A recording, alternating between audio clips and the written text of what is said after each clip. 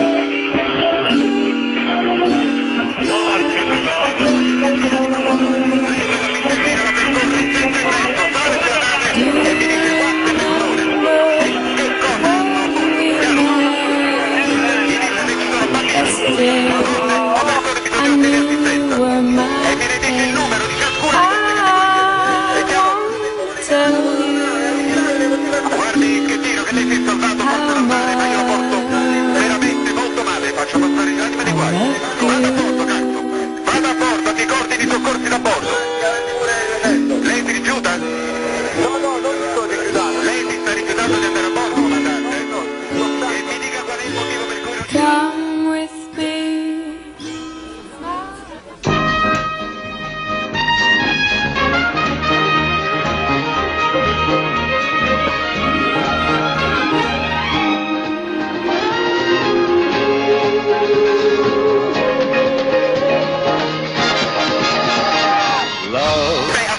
C'è gente che sta scendendo dalla biscaggina di prua. Lei quella biscaggina la percorre in senso inverso, sale sulla nave e mi dice quante persone e che cosa hanno a bordo, chiaro? Mi dice se ci sono bambini, donne o persone bisognose di assistenza e mi ne dice il numero di ciascuna di queste categorie. È chiaro? Guardi che tiro che lei si è salvato forse dal mare, ma io lo porto veramente molto male, faccio passare l'anima di guai. Vada a bordo, cazzo! Vada a bordo, ti cordi di soccorsi da bordo! Lei si rifiuta? No, non mi sto rifiutando. Lei si sta rifiutando di andare a bordo, comandante? E mi dica qual è il motivo per cui non ci Set a course for adventure, your mind on a new romance. And love won't hurt anymore. It's an open smile on a friendly shore.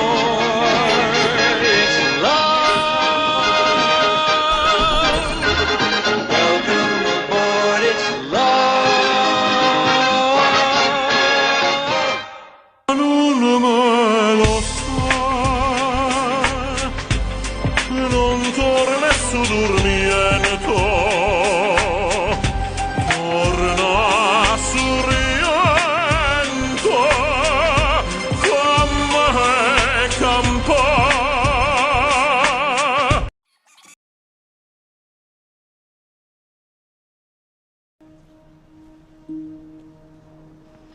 Some trust fund prosecutor got off message at Yale, thinks he's gonna run this up the flagpole, make a name for himself, maybe get elected some two-bit congressman from nowhere with the result that China or Russia can suddenly start having at our expense all the advantages we enjoy here? No, I tell you, no, sir.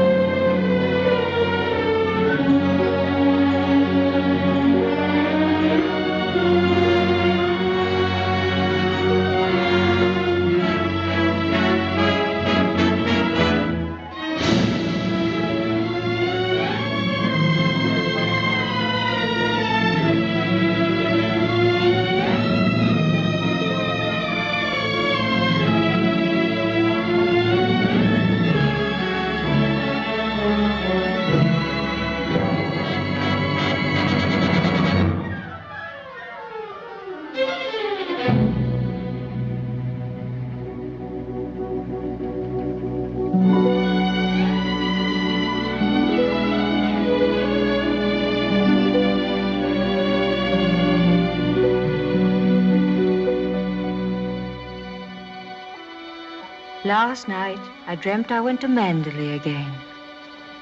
It seemed to me I stood by the iron gate leading to the drive, and for a while I could not enter, for the way was barred to me. Then, like all dreamers, I was possessed of a sudden with supernatural powers and passed like a spirit through the barrier before me. The drive wound away in front of me, twisting and turning as it had always done. But as I advanced, I was aware that a change had come upon it. Nature had come into her own again, and little by little had encroached upon the drive with long, tenacious fingers. On and on wound the poor thread that had once been our drive. And finally, there was Mandalay. Mandalay, secretive and silent. Time could not mar the perfect symmetry of those walls. Moonlight can play odd tricks upon the fancy, and suddenly it seemed to me that light came from the windows. And then a cloud came upon the moon and hovered an instant like a dark hand before a face. The illusion went with it. I looked upon a desolate shell, with no whisper of the past about its staring walls. We can never go back to Mandalay again, that much is certain. But sometimes, in my dreams, I do go back to the strange days of my life, which began for me in the south of France.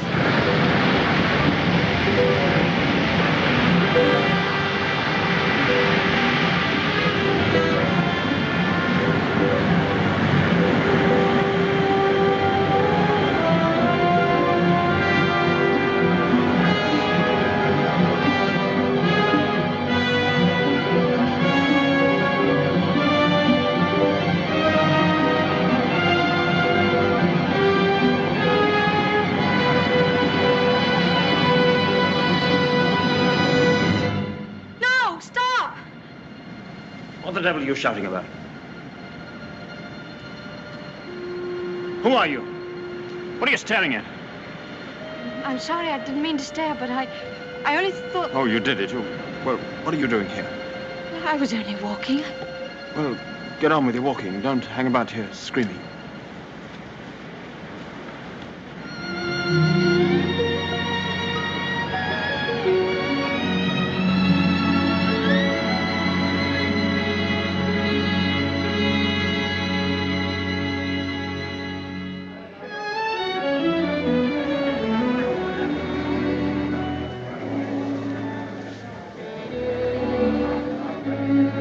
I'll never come to Monte Carlo out of season again. Not a single well-known personality in the hotel. Stone cold. Waiter, garçon, call him. Tell him to get me some... Why, it's Max de Winter. How do you do?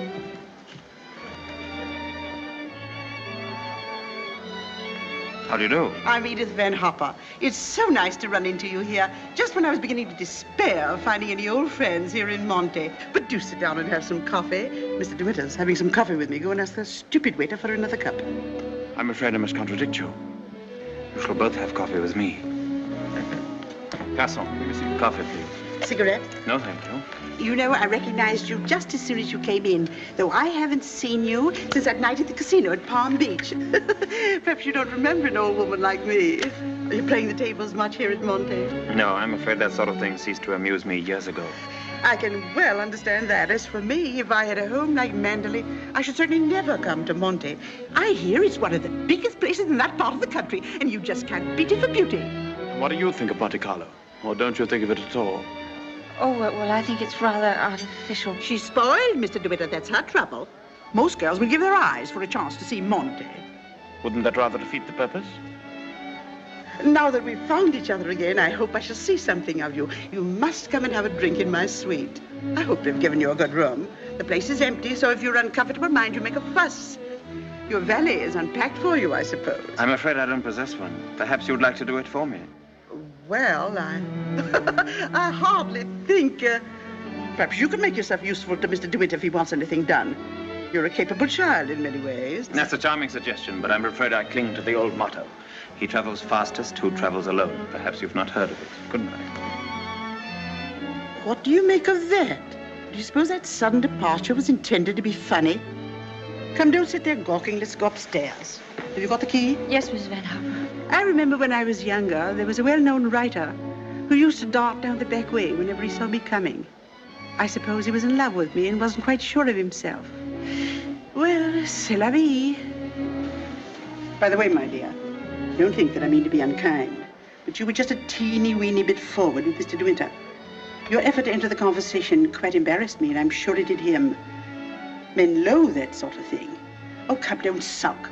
After all, I am responsible for your behavior here. Perhaps he didn't notice it. Poor thing.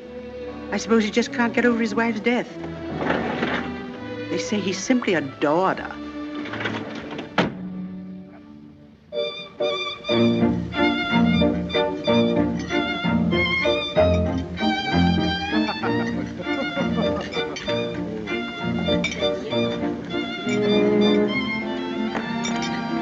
Louis, prenez la commande.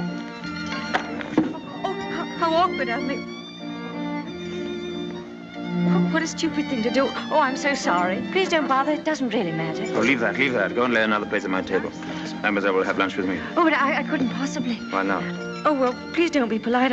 It's very kind of you, but I'll be all right if they just change the cloth. I wasn't being polite. I should have asked you to have lunch with me, even if we hadn't upset the vase so clumsily. Come along. We needn't talk to each other if we don't feel like it. Well, thank you very much.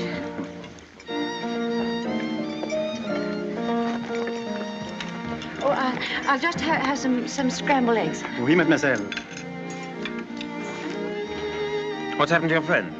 Oh, she's ill in bed with a cold. I'm sorry I was so rude to you yesterday. The only excuse I can offer is that I've become boorish through living alone. You weren't really. You simply wanted to be alone and... Tell me, is Mrs. Van Hopper a friend of yours or just a relation? No, she's my employer. I'm what is known as a paid companion. I didn't know companionship could be bought. I looked up the word companion in the dictionary once. It said, a friend of the bosom. I don't envy you the privilege. Well, she's very kind, really, and I have to earn my living. Haven't you any family? No, my mother died years and years ago, and then there was only my father, and he died last summer. And then I took this job. How rotten for you. Yes, it was rather, because, you see, we got on so well together. You and your father? Yes, he was a lovely person, very unusual. What was he? A painter. Ah, was he a good one? Well, I thought so, but people didn't understand him. Yes, that's often the trouble. He painted trees. At least it was one tree. You mean you painted the same tree over and over again? Yes, you see, he had a theory that if you should find one perfect thing or place or person, you should stick to it. Do you think that's very silly? Not at all. I'm a firm believer in that myself. And what did you find to do with yourself while he was painting his tree? Well, I sat with him and I sketched a little. I don't do it very well, though. Oh, you're going sketching this afternoon? Yes. Where? I haven't made up my mind. I'll drive you somewhere in the car. Oh, no, please, I didn't mean... Oh, nonsense. Finish up that mess and we'll get along. Thank you, it's very kind of you, but I'm not very hungry. Oh, come on, eat it up like a good girl.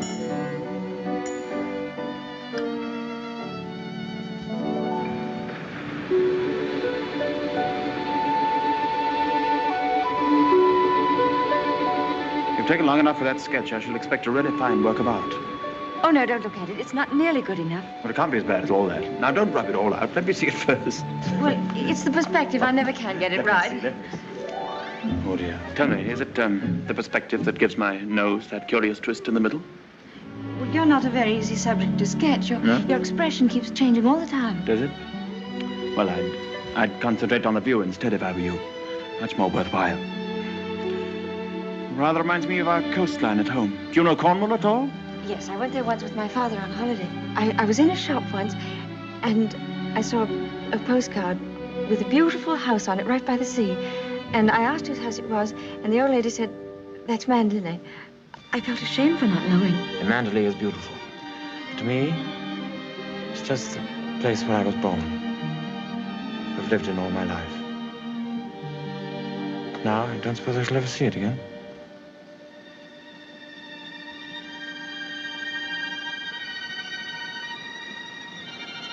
We're lucky not to be home during the bad weather, aren't we? I can't ever remember enjoying swimming in England till June, can you? The water's so warm here that I could stay in all day. There's a dangerous undertow, and there's a man drowned here last year. I never have any fear of drowning, have you?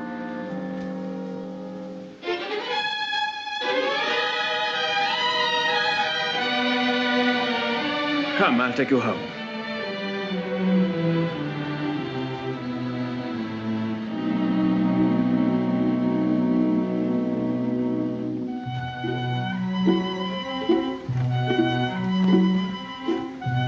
Oh, yes. I know Mr. DeWitt well. I knew his wife, too. Before she married, she was the beautiful Rebecca Hildreth, you know.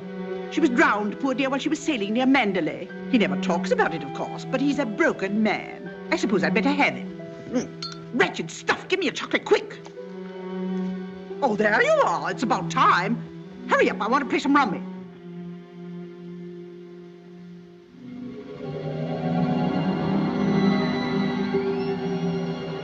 She was the beautiful Rebecca Hildreth, you know. They say he simply adored her. She was the beautiful Rebecca Hildreth, you know. I suppose he just can't get over his wife's death. She was the beautiful Rebecca Hildreth, you know. But he's a broken man. Bonjour. Well, where are you going? Oh, I thought I'd take a tennis lesson. Oh, I see. I suppose you've had a look at the pro, and he's desperately handsome, and you've conceived a schoolgirl crush on him. All right, go ahead, make the most of it. Off duty? Oh, yes, Mrs. Van Hopper's cold's turned into flu, so she's got to train nurse. I'm sorry for the nurse. You keen on tennis? No, not particularly. That's good. We'll go for a drive.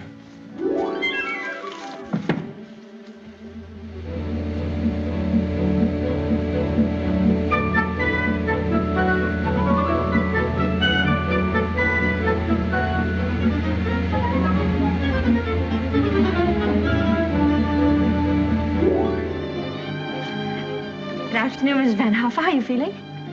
You got on rather well with him, didn't you? That pro must have been teaching you other things than tennis. Hurry up, I want you to make some calls. Wonder if Mr. DeWitt is still in the hotel.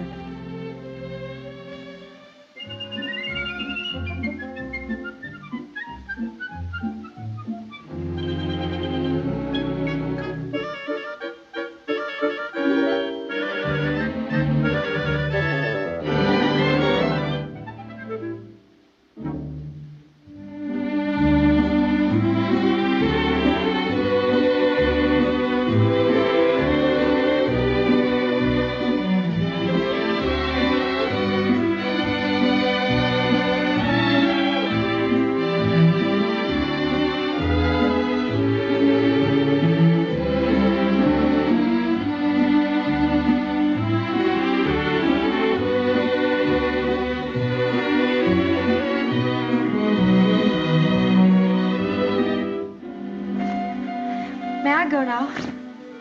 For the number of lessons you've had, you ought to be ready for Wimbledon. But this will be your last, so make the most of it.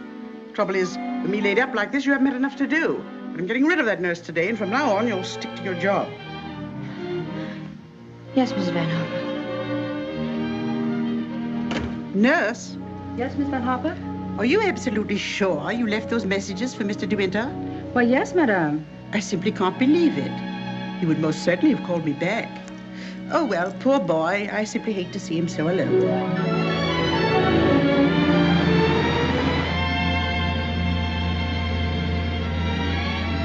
No, I wish there could be an invention that bottled up the memory like perfume, and it never faded, never got stale. And then whenever I wanted to, I could uncork the bottle and live the memory all over again. And what particular moment in your young life would you want to keep? Oh, all of them, all these last few days. I feel as though I'd collected a whole shelf full of bottles. Sometimes, you know, those little bottles contain demons that have a way of popping out at you just as you're trying most desperately to forget.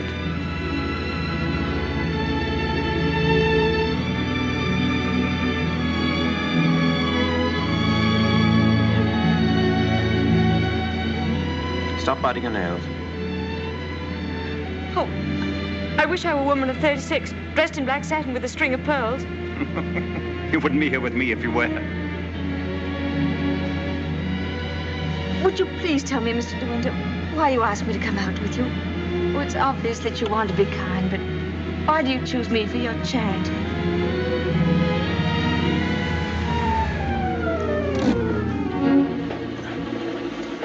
I asked you to come out with me because I wanted your company. You've blotted out the past for me more than all the bright lights of Monte Carlo. But if you think I just asked you out of kindness or charity, you can leave the car now and find your own way home. Go on, open the door and get out.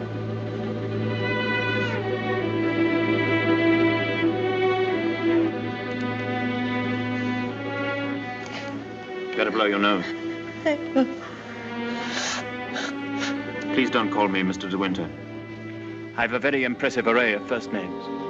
George, Fortescue, Maximilian. But you needn't bother with them all at once. My family call me Maxim. And another thing. Please promise me never to wear black satin or pearls. Or to be 36 years old.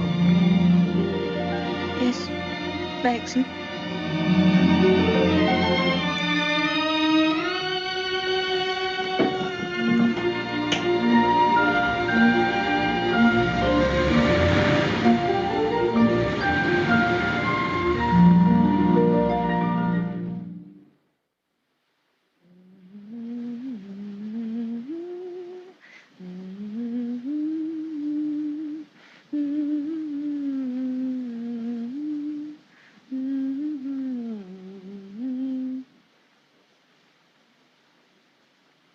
For the love of Pete! Come here!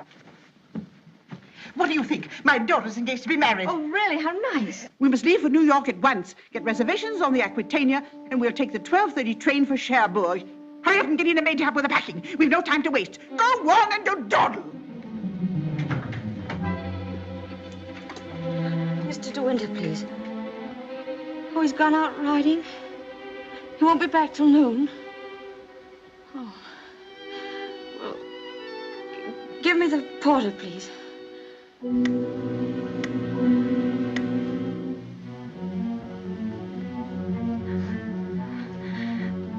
I'll go and see if there's anything left in my room.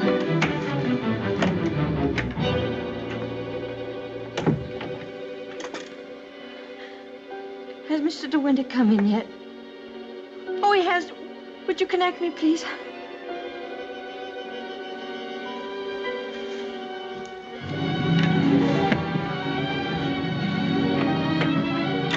Oh, I was looking for my book. I suppose I've packed it. Well, come on. The car's waiting at the door.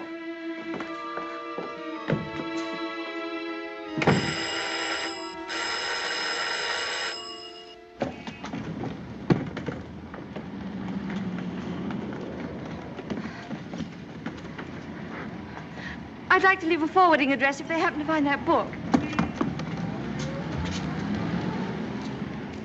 Would you ring Mr. De Winter, please? Yes, madame. 182.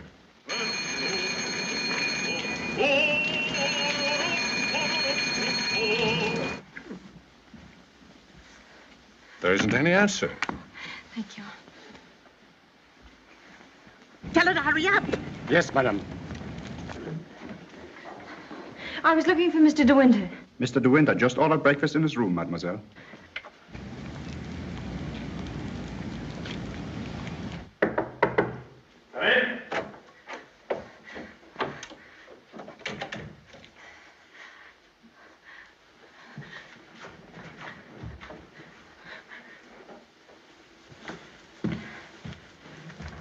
Hello.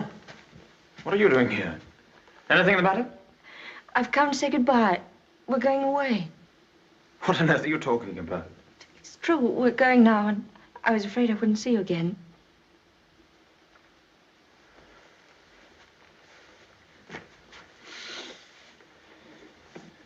Where's she taking you to? New York. I don't want to go. I shall hate it. I shall be miserable.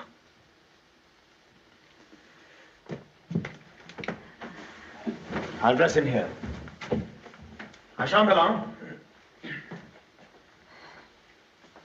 Which would you prefer? New York or Mandalay? Oh, please don't joke about it. Mrs. Van Hopper's waiting, and I'd better say goodbye now. I repeat what I said. Either you go to America with Mrs. Van Hopper, or you come home to Mandalay with me. You mean you want a secretary or something? I'm asking you to marry me, you little fool.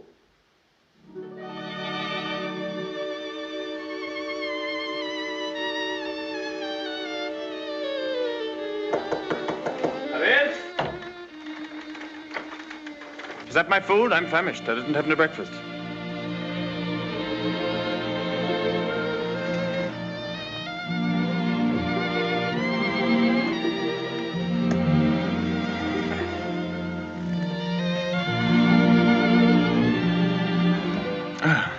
My suggestion didn't seem to go at all well.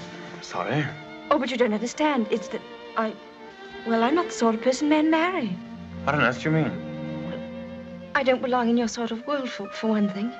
Well, what is my sort of world? Oh, well, mandolin, you know what I mean. Well, I'm the best judge of whether you belong there or not. Of course, if you don't love me, that's a different thing. Fine blow to my conceit, that's all. Oh, I do love you. I love you most dreadfully. I've been crying all morning because I thought I'd never see you again.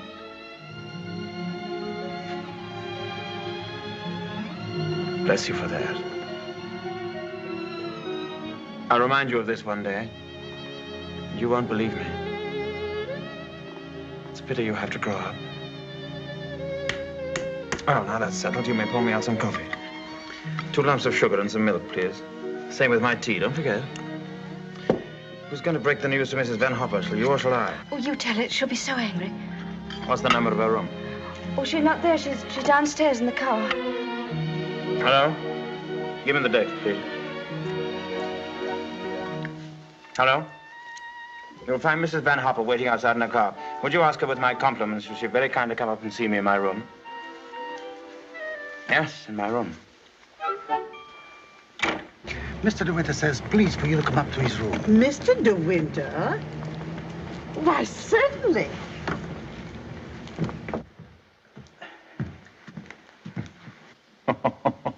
This isn't at all your idea of a proposal, is it? It should be in a conservatory. You in a white frock with a red rose in your hand, and a violin playing in the distance, and I should be making violent love to you behind a palm tree. Poor darling. Never mind. Oh, I don't mind. Don't worry, don't worry. You won't have to say a word. I'm so glad you called me, Mr. De Winter. I was making a hasty departure. It was so rude of me not to let you know. But a cable came this morning announcing that my daughter is engaged to be married. That's rather a coincidence, Mrs. Van Hopper. I asked you up here in order to tell you of my engagement. You don't mean it? Oh, how perfectly wonderful. How romantic. Who is the lucky lady? I apologize for depriving you of your companion in this abrupt way. I do hope it won't inconvenience you too greatly. When did all this happen? Just now, Mrs. Van Hopper. Just a few minutes ago. I simply can't believe it. And I suppose I ought to scold you for not having breathed a word of all of this to me. What am I thinking of? I shall give you both my congratulations and my blessings. I'm very happy for you both. When and where is the wedding to be? Here, as soon as possible. A whirlwind romance. Splendid. I could easily postpone my sailing for a week. This poor child has no mother, so I shall take responsibility for all the arrangements. Trousseau, reception, and everything, and I'll give the bride away. But I luggage. Go down and tell the porter to take everything out of the car. Just a minute. We're most grateful, Mrs. Van Hopper, but I think we'd both prefer to have it all as quiet as possible. And I couldn't possibly allow you to change your sailing plans. Oh, but... No. Dear, I'll go down and see that your luggage is brought back. Thank you, Max. So this is what's been happening during my illness. Tennis lessons, my foot. I suppose I have to hand it to you for a fast worker. How did you manage it? Still waters certainly run deep. Tell me, have you been doing anything you shouldn't? I don't know what you mean. Oh, well, never mind. I always did say that Englishmen have strange tastes. But you certainly have your work cut out as Mistress of Manderley. To be perfectly frank with you, my dear, I can't see you doing it. You haven't the experience. You haven't the faintest idea of what it means to be a great lady. Of course, you know why he's marrying you, don't you? You haven't flattered yourself that he's in love with you. Fact is, that empty house got on his nerves to such an extent, he nearly went off his head. He just couldn't go on living alone. You better leave, Mrs. Van Hopper. You'll miss your train.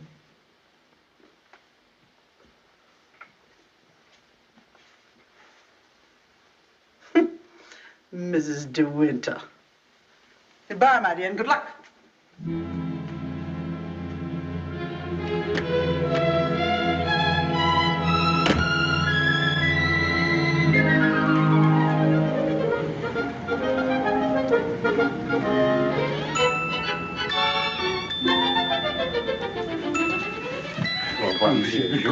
Merci. Très vite, sourire.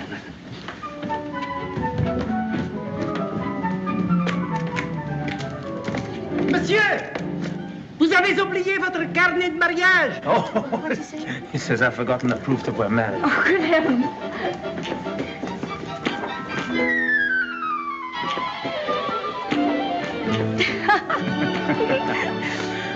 Somebody else had the same idea.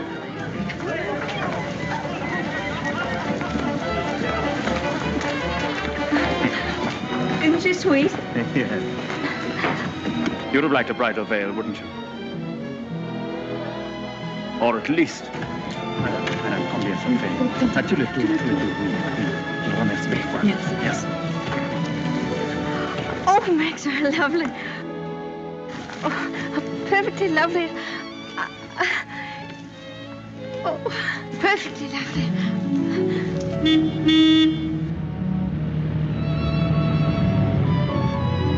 Welcome home, Mr. De Winter.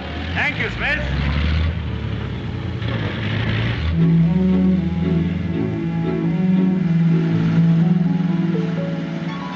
Cold, darling?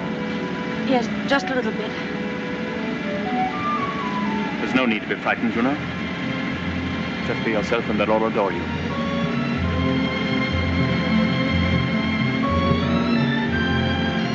You don't have to worry about the house at all. Mrs. Danvers is the housekeeper. Just leave it to her.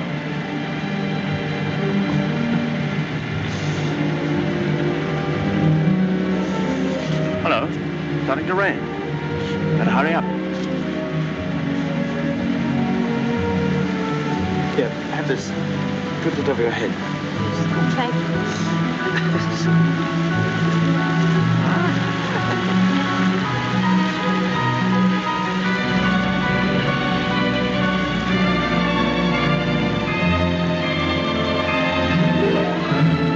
That's it. That's Manderley.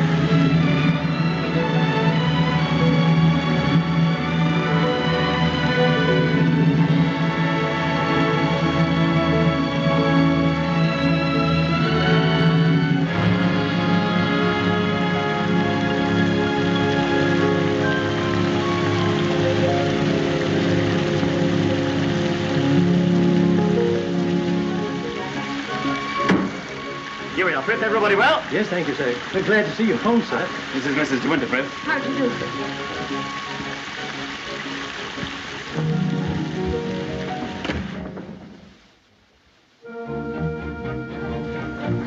How do didn't expect the whole staff to be in attendance. Mr. Danvers' orders, sir.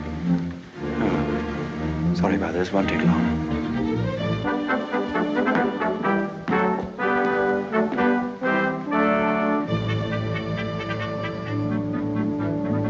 This is Mrs. Danvers. How do you do? How do you do? I have everything in readiness for you. That's very good of you. I didn't expect anything.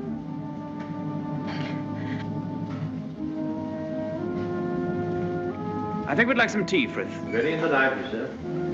Come along, darling.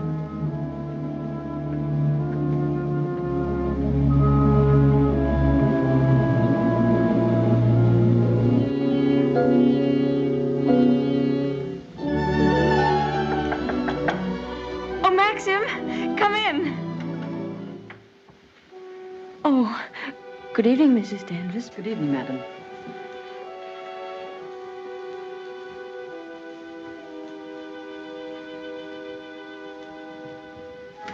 I hope Alice was satisfactory, madam. Oh, yes, thank you. Perfectly. She's the parlor maid. She'll have to look after you until your own maid arrives. Oh, but I haven't a maid. I'm sure Alice will do very nicely. I'm afraid that would not do for very long, madam. It's usual for ladies in your position to have a personal maid. I hope you approve the new decoration of these rooms, madam. Oh, I didn't know it'd been changed. I hope you haven't been to too much trouble. I only followed out Mr. De Winter's instructions. Oh, well, what did it look like before? It had an old paper and different hangings. It was never used much, except for occasional visitors. Oh, then it wasn't Mr. De Winter's room originally? No, madam. He's never used the east wing before. Of course, there's no view of the sea from here. The only good view of the sea is from the west wing. The room's very charming, and I'm sure I'll be comfortable.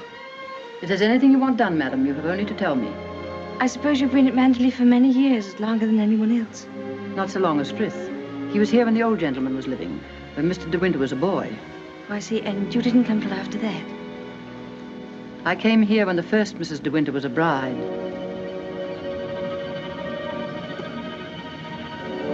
Mrs. Danvers, I do hope we'll be friends. You must be patient with me. This sort of life is new to me, and I do want to make a success of it and make Mr. De Winter happy, so I know I can leave all the household arrangements to you. Very well. I hope I shall do everything to your satisfaction, madam. I've managed the house since Mrs. De Winter's death, and Mr. De Winter has never complained.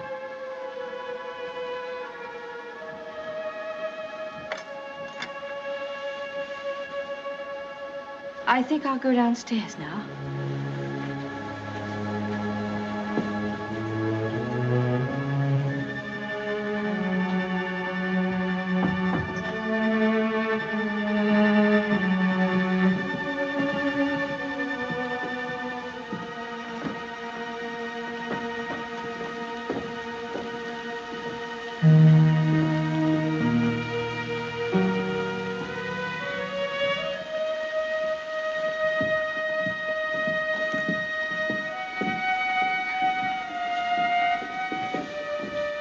That room in the west wing I was telling you about is there through that door. It's not used now. It's the most beautiful room in the house. The only one that looks down across the lawns to the sea. It was Mrs. De Winter's room.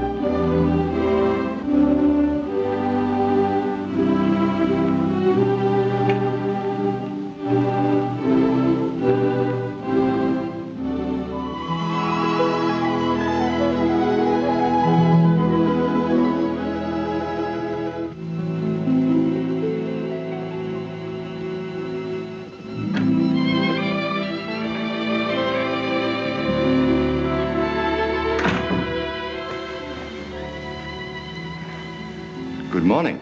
Good morning. You're Mrs. De Winter, aren't you? Yes. My name's Crawley. I manage the estate for Maxim. Awfully glad to meet you. There's a fearful lot of stuff piled up while Maxim was away. Yes, I'm sure there must have been. I do wish I could help with some of it. Oh, no. Frank never allows anybody to help him. He's like an old mother hen with his bills and rents and taxes. Come on, Frank, we must go with these estimates. I'll get my papers. You'll find quantities of breakfast over there, but you must eat it all or cook will be mortally offended. Well, I'll do my best, Maxim. I have to go over the place with Frank just to make sure that he hasn't lost any of it. You'll be all right, won't you? Mm-hmm. Getting acquainted with your new home. Have a look at the Times. There's a thrilling article on what's the matter with English cricket. Oh, yes. My sister Beatrice and her husband, Giles Lacey, have invited themselves over for lunch. Today? Yes. I suppose the old girl can't wait to look you over. You'll find her very direct. If she doesn't like you, she'll probably tell you so to your face. Don't worry, darling. I'll be back in time to protect you from her. Goodbye, darling. Goodbye, Maxim. Goodbye. Goodbye.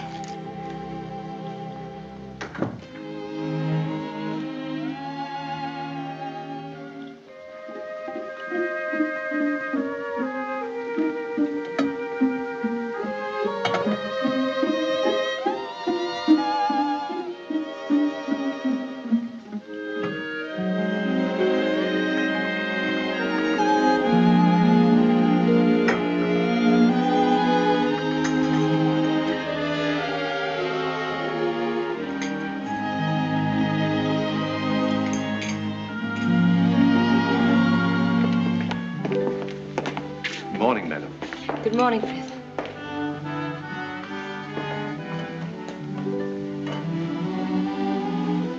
Isn't there anything I could get for you, madam? Oh, no, thank you, Frith. I'm really not very hungry. Thank you. The paper, madam? Oh, yes, thank you, Frith.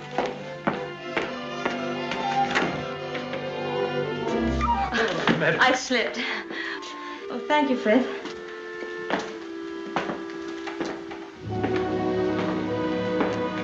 Big, isn't it? Yes, madam. Mandalay is a big place. This was the banquet hall in the old days. It is still used on great occasions, such as a big dinner or a ball. And the public is admitted here, you know, once a week. That's nice.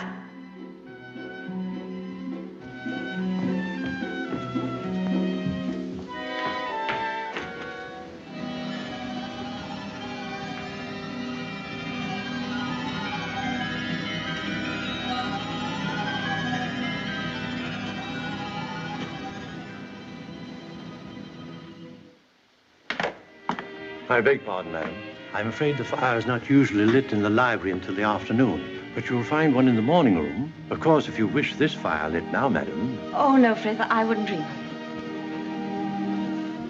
Mrs. De Winter, I mean the late Mrs. De Winter always did her correspondence and telephoning in the morning room after breakfast. Thank you, Frith.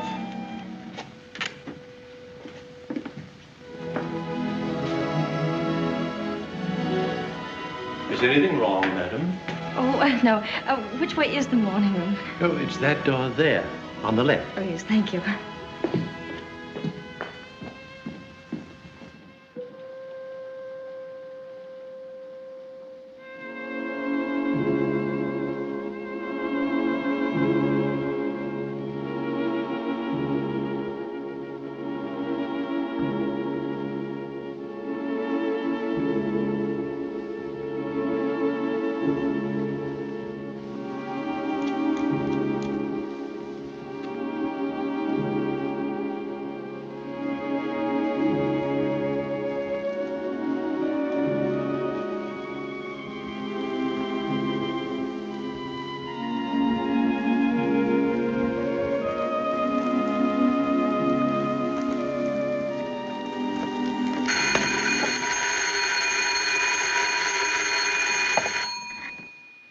Mrs. De Winter?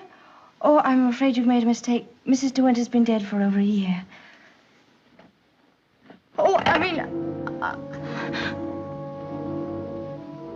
Oh. That was the house telephone, madam. Probably the head gardener wishing instructions. Did you want to see me, Mrs. Danvers?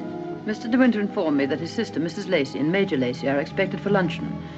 I'd like to know if you approve of the menu. Oh, well, I'm sure it's very suitable, very nice indeed. You'll notice, madam, that I've left a blank space for the sauce. Mrs. De Winter was most particular about sauces. Let's have whatever you think that Mrs. De Winter would have ordered. Thank you, madam. When you've finished your letters, Robert will take them to the post. My letters? Oh, yes, of course. Thank you, Mrs. Danvers.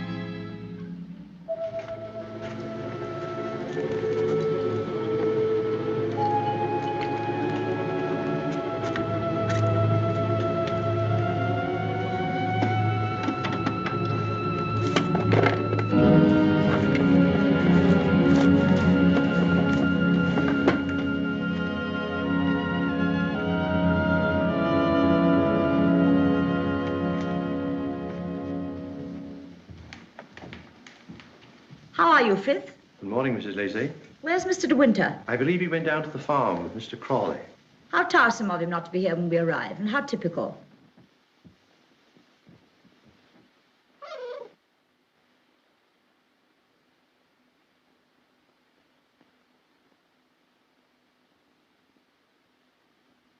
I must say old Danvers keeps the house looking lovely. She certainly learnt that trick of arranging flowers from Rebecca. I wonder how she likes it now, being ordered about by an ex-chorus girl. Now, where on earth did you get the idea she's an ex-chorus girl? He picked her up in the south of France, didn't he? What if he did? Well, I mean to say, there you are.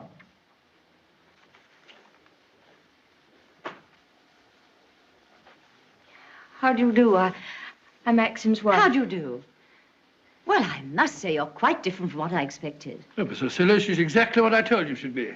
Well, how do you like Mandela? Very beautiful, isn't it? And how do you get along with Mrs. Danvers? Well, I've never met anyone quite like her before. You mean she scares you?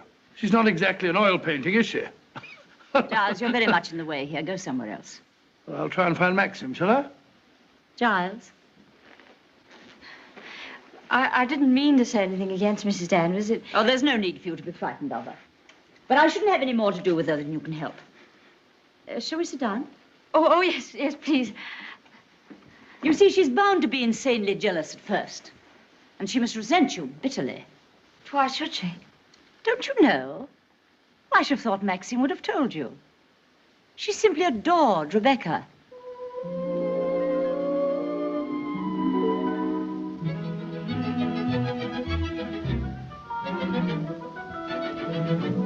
How are you, Robert? Quite well, thank you, madam. Still having trouble with your teeth? Unfortunately, yes, madam. You should have them out. All of them. Wretched nuisances, teeth. Thank you, madam. Oh, what a plateful. Do you hunt? No, I don't. I'm afraid I don't even ride. Oh, have to ride down here. We all do. Which do you ride, side saddle or astride? Oh, yes, of course, I forgot you don't, do you? You must. Nothing else to do down here. Maxine, when are you going to have parties here again like the old days? Oh, I haven't thought about it. But everyone's dying to see you and... Yes, I bet they are. Why don't you have the masquerade ball again this summer? My dear, are you fond of dancing? Well, I love it, but I'm not very good at it. Do you rumble? I've never tried. You must teach me. I say, but I'm trying to find out exactly what your wife does do. She sketches a little. Sketches? Well, not this modern stuff, I hope. You know, portrait of a lampshade upside down to represent a soul in torment. Don't sail, do you? No, I don't. Thank goodness for that. Huh?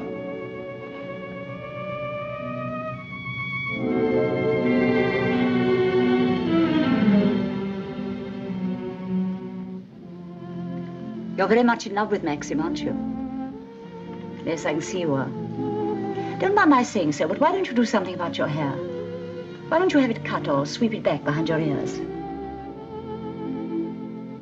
Oh, no, that's worse. What does Maxim say about it? Does he like it like that? Well, he never mentions it. Oh, well, don't go by me. I can see by the way you dress you don't care a hoot how you look. But I wonder Maxim hasn't been at you. He's so particular about clothes. I don't think he ever notices what I wear. Oh, well, he must have changed a lot then. You mustn't worry about old Maxim and his moods. One never knows what goes on in that quiet mind of his. Often he gets into a terrible rage. And when he does... But I don't suppose he'll lose his temper with you. You seem such a placid little thing. Come on, old girl. We've got to be on the first tee at 3 o'clock. All right, I'm coming. Well, goodbye, Maxim, old boy. Goodbye, Giles. Thanks for coming, old boy. Goodbye, my dear. Forgive me for asking you so many rude questions. We both really hope you'll be very happy. Thank you, Beatrice. Thank you very much. And I must congratulate you upon the way Maxim looks. We were very worried about him this time last year. But then, of course, you know the whole story. Goodbye, Beatrice. Goodbye, boy. Yes, there is.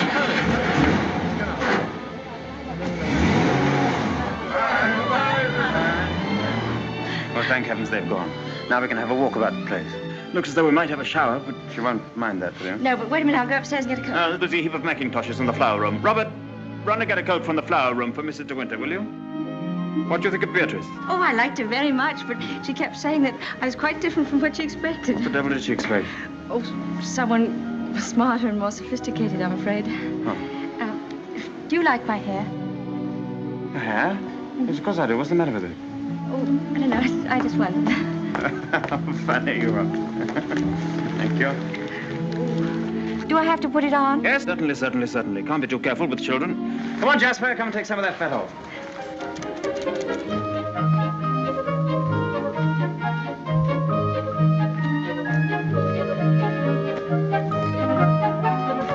Jasper! Here, not that way. Come here. Where does that lead to?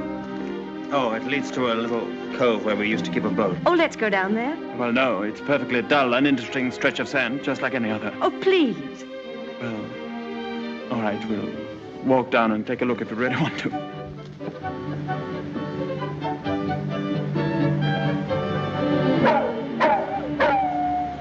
That's Jasper. There must be something wrong. Perhaps he's hurt himself. No, he's all right. Leave him alone. Don't you think I'd better go and see? Don't bother about him, I tell you. He can't come to any harm. He'll find his own way back.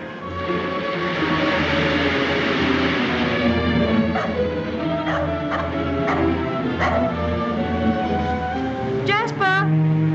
Jasper! Oh, there you are.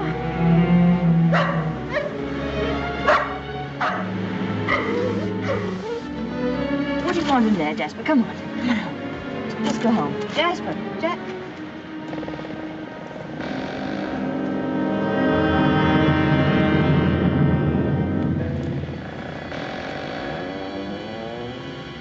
Oh.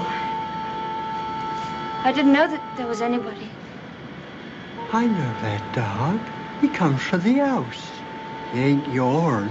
No, he's Mr. De Winter's dog. Have you anything I could tie him with?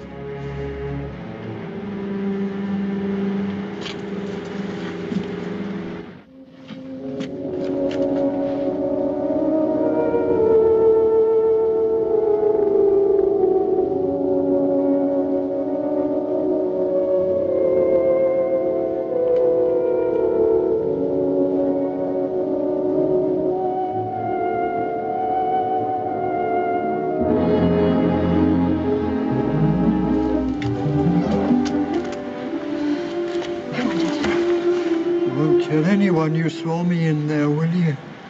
Don't you belong on the estate? I wasn't doing nothing. I was just putting my shells away. She's gone in the sea, ain't she? She'll never come back no more. No, she'll never come back. Come on, Jasper.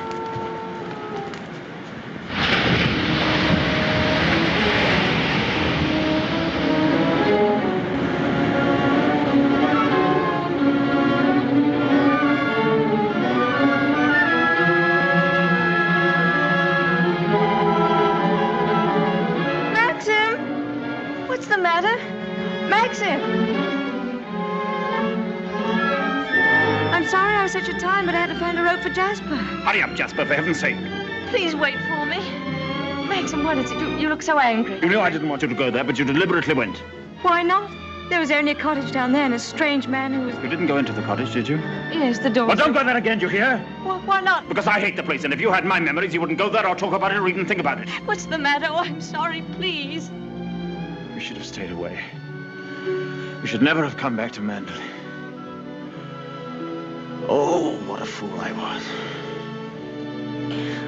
I made you unhappy. Somehow I've hurt you. Oh, I can't bear to see you like this.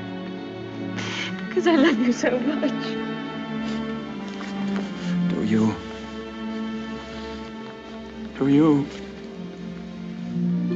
Ah, I've made you cry. Forgive me.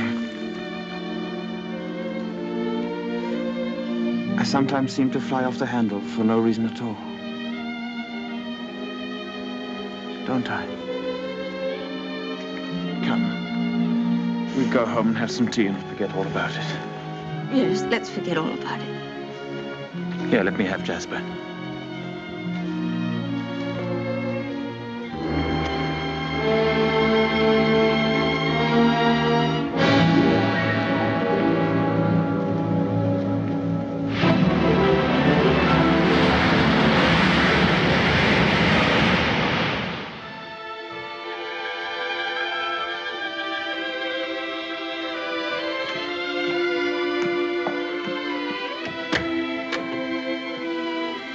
Hello, come in. Oh, please don't get up, Mr. Crawley.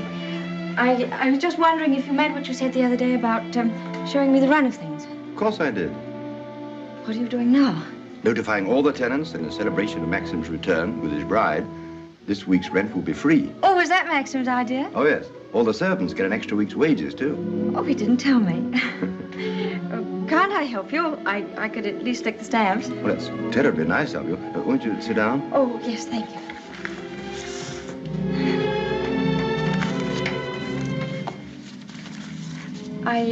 I was down at the cottage on the beach the other day. There was a man there, a queer sort of person. Jasper kept barking at him. Oh, yeah. Must have been Ben. Excuse me. He's quite harmless. We give him odd jobs now and then. That cottage place seemed to be going to rack and ruin. Why isn't something done about it? Well, I think if Maxim wanted anything done about it, he'd tell me. Are those all Rebecca's things down there? Yes. Yes, they are. What did she use the cottage for? The boat used to be moored near there. What boat? What happened to it? Was that the boat she was sailing in when she was drowned? Yes. Capsized and sank. She was washed overboard. Wasn't she afraid to go out like that alone? She wasn't afraid of anything. Where did they find her? Near Edgecombe. About 40 miles up channel, about 2 months afterwards. Maxim went up to identify her. It was horrible for him. Yes, it must have been. Mr. Crawley, please don't think me morbidly curious. It isn't that. It's just that I feel at such a disadvantage. All the time, whenever I meet anyone, Maxim's sister or even the servants, I know they're all thinking the same thing. They're all comparing me with her, with Rebecca. Oh, you mustn't think that. I can't tell you how glad I am that you married Maxim. It's going to make all the difference to his life. And from my point of view, it's very refreshing to find someone like yourself who's not entirely in tune, shall we say, with Mandalay. That's very sweet of you. I dare say I've been stupid, but every day I realize the things that she had and that I lack. Beauty and wit and intelligence and all the things that are so important in a woman. You have qualities that are just as important. More important, if I may say so. Kindness and sincerity and, if you'll forgive me, modesty mean more to a husband than all the wit and beauty in the world. We none of us want to live in the past. Maxim least of all. It's up to you, you know, to lead us away from it. I promise you I won't bring this up again, but before we end this conversation, would you answer just one more question? If it's something I'm able to answer, I'll do my best. Tell me, what was Rebecca really like?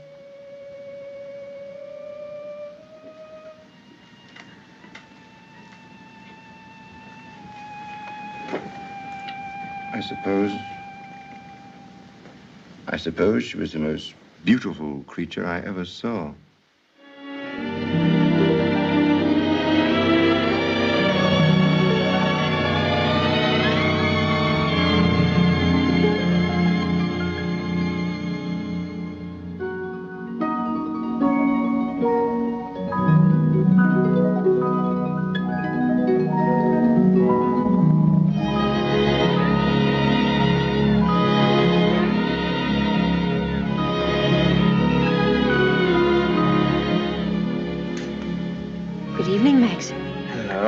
Films of the honeymoon have arrived at last. We timed, you think, before dinner?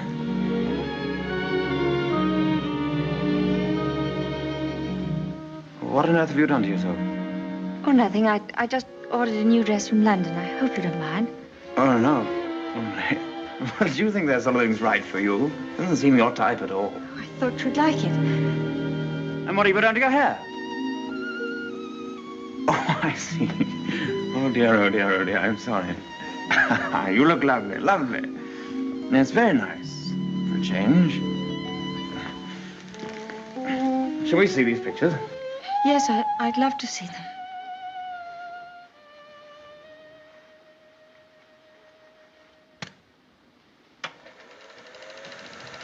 Ah, look now. Oh, look at that. Wasn't it wonderful, darling? Can't we go back there someday? Yes, of course, of course. Ah, look at you. Won't our grandchildren be delighted when they see how lovely you were? Oh, look at you. Yes. Oh, I like that. Look at that. That's very nice. Oh, remember that. Yes. Oh, I wish our honeymoon could have lasted forever, Maxim. Oh, dash it, look. Oh, hang it. Threaded it up wrong as usual or something. Yes, Frith, what is it? Excuse me, sir. May I have a word with you? Yes. Come in. It's about Robert, sir. There's been a slight unpleasantness between him and Mrs. Danvers. Oh, dear. Robert is very upset. Oh, this is trouble. What is it? It appears that Mrs. Danvers has accused Robert of stealing a valuable ornament from the morning room. Robert denies the accusation most emphatically, sir. What was the thing, anyway? China Cupid, sir. Oh, dear, that's one of our treasures, isn't it? Well, tell Mrs. Danvers to get to the bottom of it somehow and tell her I'm sure it wasn't Robert. Very good, sir. Why do they come to me with these things? That's your job, sweetheart. Maxim, I wanted to tell you, but, well, I forgot. Fact is, I broke the China Cupid. You broke it? Now, why on earth didn't you say something about it when Frith was here? I don't know. I didn't like to. I was afraid he'd think me a fool. Well, you think you're much more of a fool now. You'll have to explain to him and Mrs. Danvers. Oh, no, Maxim, you do it. I'll go upstairs. Don't be such a little idiot, darling. Anybody would think you were afraid of them. It's all a mistake, Mrs. Danvers. Apparently, Mrs. De Winter broke the cupid herself and forgot to say anything about it. I'm so sorry. I never thought that I'd get Robert into trouble. Is it possible to repair the ornament, madam? No, I'm afraid it isn't. It was smashed into pieces. What did you do with the pieces? Well, I put them at the back of one of the drawers in the writing desk. Well, it looks as though Mrs. De Winter were afraid you were going to put her in prison, doesn't it, Mrs. Danvers? Well, never mind. Do what you can to find the pieces, see if they can be mended, and above all, tell Robert to dry his tears. I shall apologize to Robert, of course. Perhaps if such a thing happens again, Mrs. De Winter will tell me personally. Yes, all right. Thank you, Mrs. Danvers.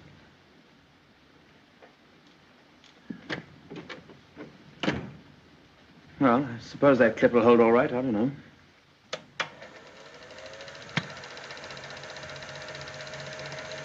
I'm awfully sorry, darling. It was very careless of me. Mrs. Danvers must be furious with me. Oh, hang Mrs. Danvers. Why on earth should you be frightened of her? Behave more like a upstairs maid or something. Not like the mistress of the house at all. Yes, I know I do. But I feel so uncomfortable. I try my best every day, but it's very difficult with people looking me up and down as if I were a prize cow. Well, what does it matter if they do? You must remember that life at Mandel is the only thing that interests anybody down here. What a slap in the eye I must have been to them then. I suppose that's why you married me. Because you knew I was dull and gauche and inexperienced, and there could never be any gossip about me. Gossip? What do you mean? I don't know. I just said it for something to say. Don't look at me like that. Maxim, what's the matter? What have I said?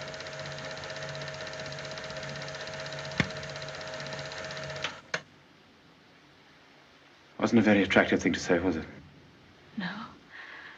It was rude, hateful.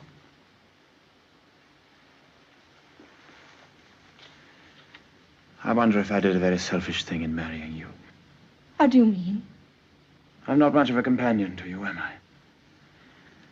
You don't get much fun, do you?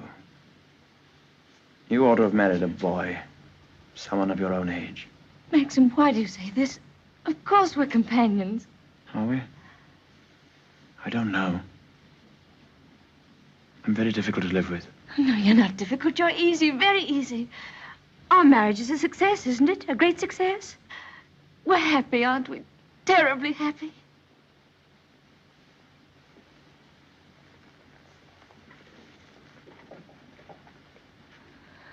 If you don't think we are happy, it would be much better if you didn't pretend. I'll go away.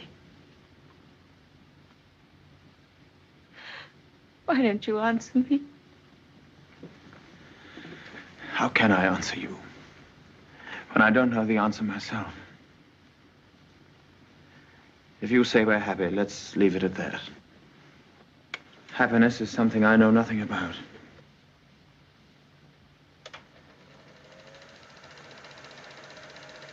Oh, look. There's the one when I left the camera running on the tripod, remember?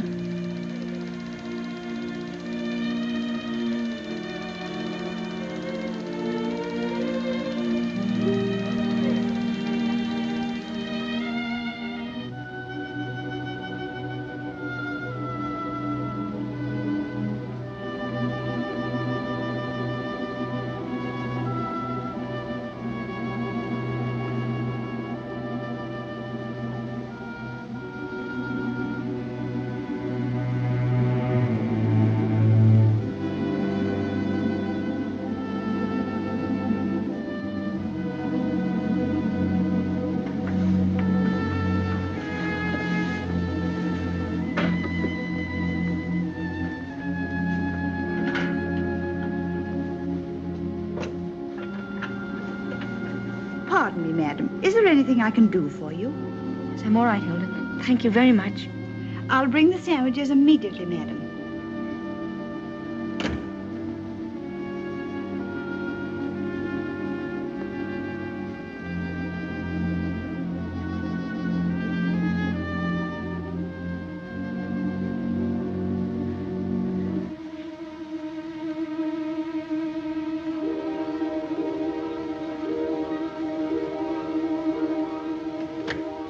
Hilda. Yes, madam? The West Wing. Nobody ever uses it anymore, do they? No, madam. Not since the death of Mrs. De Winter.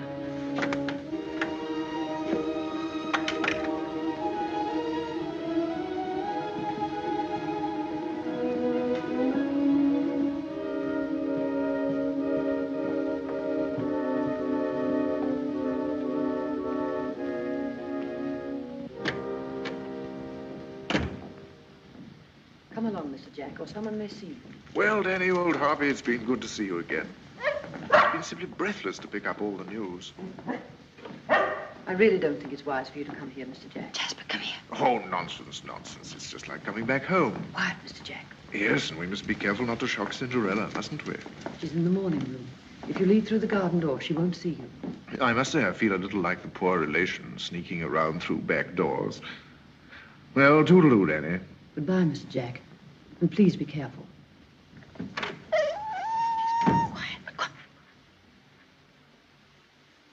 Looking for me?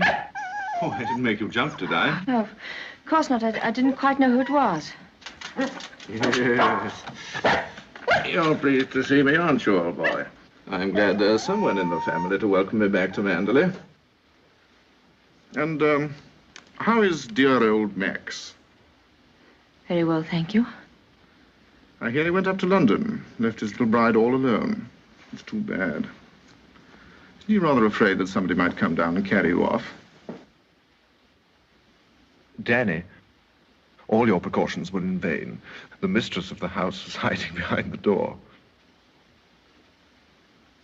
Oh, what about presenting me to the bride? This is Mr. Favell, madam. How do you do? How do you do? Well, won't you have some tea or something? Well, now, isn't that a charming invitation? I've been asked to stay to tea, Danny, and I have a good mind to accept. Oh, well, perhaps you're right. Pity, just we're getting on so nicely. We mustn't lead the young bride astray, must we, Jasper? Goodbye. It's been fun meeting you. Oh, and by the way, it would be very decent of you if you didn't mention this little visit to your revered husband. He doesn't exactly approve of me. Very well. That's very sporting of you. I wish I had a young bride of 3 months waiting for me at home. I'm just a lonely old bachelor. Fare thee well. Oh, and I know what was wrong with that introduction. Danny didn't tell you, did she? I am Rebecca's favorite cousin. Toodaloo.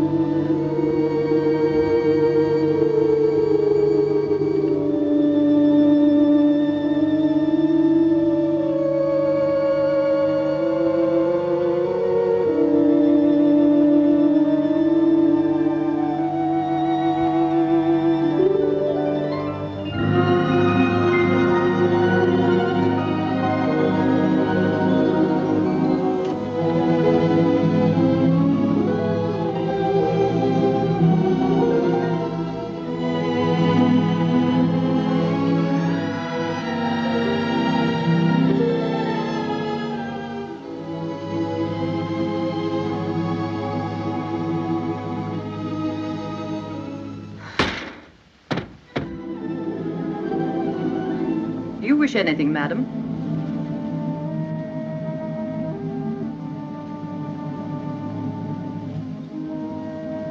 I didn't expect to see you, Mrs. Danvers. I noticed that the window wasn't closed, and I came up to see if I could fasten it. Why did you say that? I closed it before I left the room. You opened it yourself, didn't you? You've always wanted to see this room, haven't you, madam? Why did you never ask me to show it to you? I was ready to show it to you every day.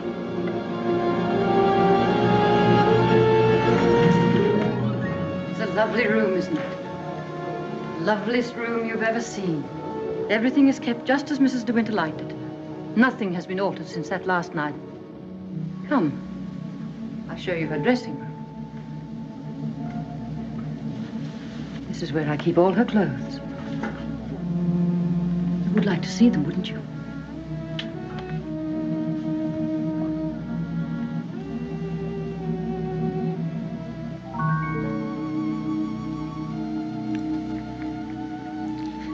Feel this. It was a Christmas present from Mr. De Winter. He was always giving her expensive gifts the whole year round. I keep her underwear on this side. They were made specially for her by the nuns in the convent of St. Clair. I always used to wait up for her, no matter how late. Sometimes she and Mr. De Winter didn't come home until dawn. While she was undressing, she'd tell me about the party she'd been to. She knew everyone that mattered. Everyone loved her. When she'd finished her bath, she'd go into the bedroom and go over to the dressing table.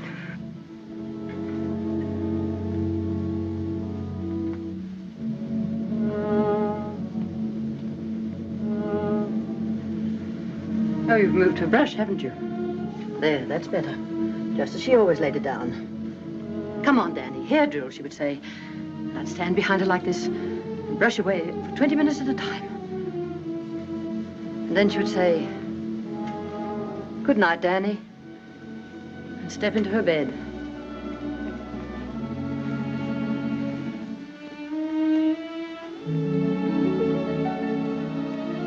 I embroidered this case for her myself, and I keep it here always.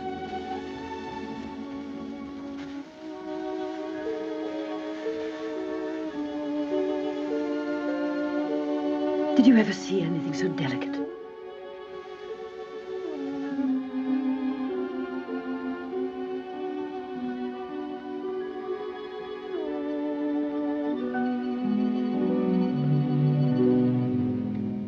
Look. You can see my hand through it.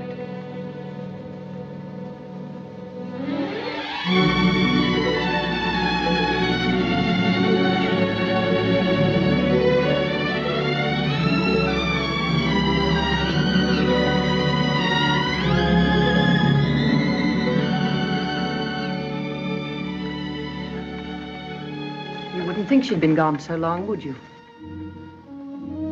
Sometimes when I walk along the corridor, I fancy I hear her just behind me.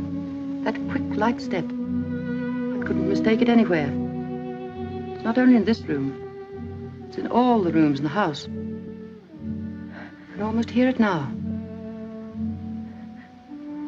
Do you think the dead come back and watch the living? No, I don't believe it. Sometimes. I wonder if she doesn't come back here to Manderley.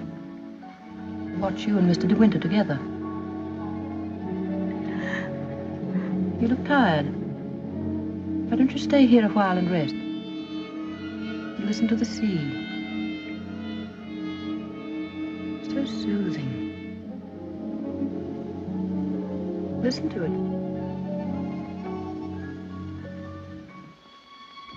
Listen. Listen to the sea.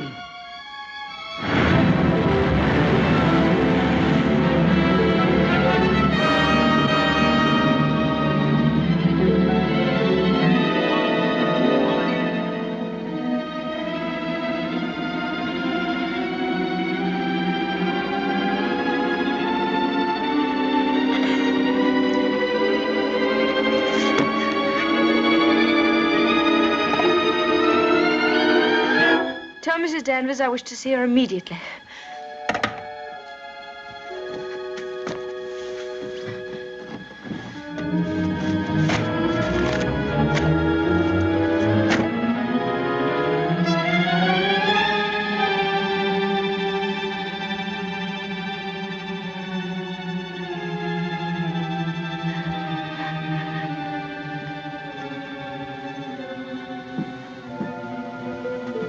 You sent for me, madam?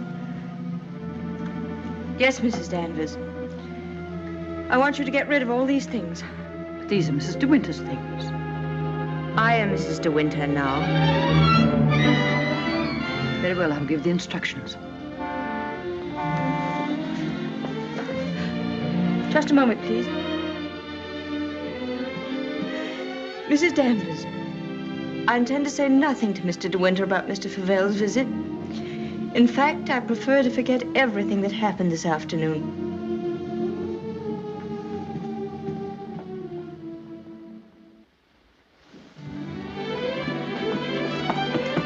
Maxim, you've been gone all day. Choking. Oh. Well. What have you been doing with yourself? Oh, I've been thinking. Oh, what do you want to do that for? Oh, come in here and I'll tell you. Darling, could we have a costume ball, just as you used to? Now, what put that into your mind? Has Beatrice been at you? No, but I feel that we ought to do something to make people feel that Mandalay is just the same as it always was.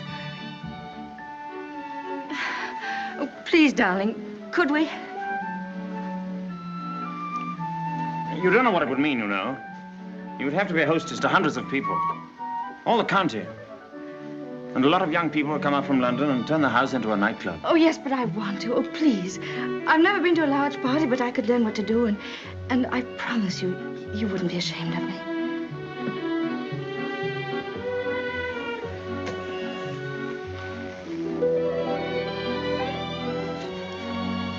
All right, if you think you'd enjoy it.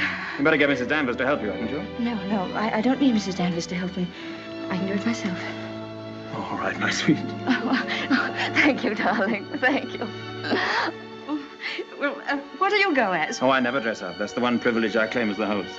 What will you be, Alice in Wonderland with that ribbon around your hair? No, I won't tell you. I'll design a costume all by myself and give you the surprise of your life.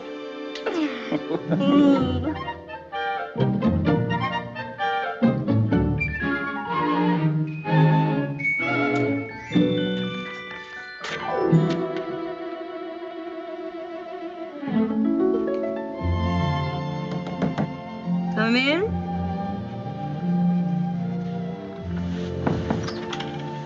Robert found these sketches in the library, madam. Did you intend throwing them away? Yes, Mrs. Danvers, I did. They were just some ideas I was sketching for my costume for the ball. Hasn't Mr. De Winter suggested anything? No, I want to surprise him. I don't want him to know anything about it. I merely thought that you might find a costume among the family portraits that would suit you. Oh, you mean those at the top of the stairs? I'll go and look at them.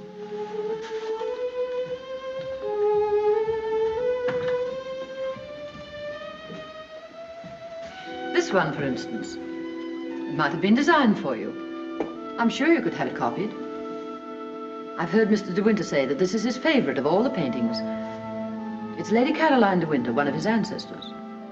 Oh, well, that's a splendid idea, Mrs. Danvers. I'm very grateful.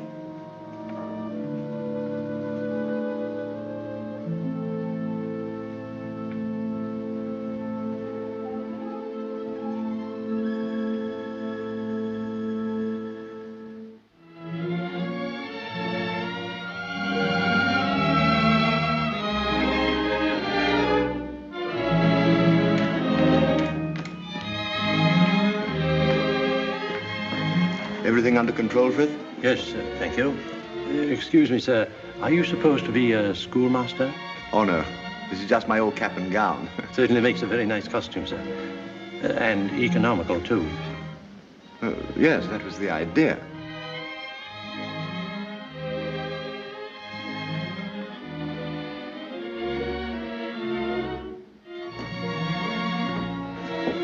Evening, Robert. Not very good weather for the ball. No, sir. Very misty on the way, and very chilly. Oh, this wig's so tight they ought to have sent an aspirin with it. Hello. Oh. What's the idea, Adam and Eve? Oh, Maxim, don't be disgusting. Strong man, old man. Oh. Where's my weight thing? What thing? You haven't left it in the car, have you? Oh. Oh, there it is. You were the first one down? Yes. Where's the child? Well, she's keeping her costume a terrific secret. Wouldn't even let me into her room. Oh, lovely. I'll go up and give her a hand. I could do with a drink. When'd you catch cold in that thing? Don't be silly. Pure wool, old boy. Pardon me, sir. You forgot this.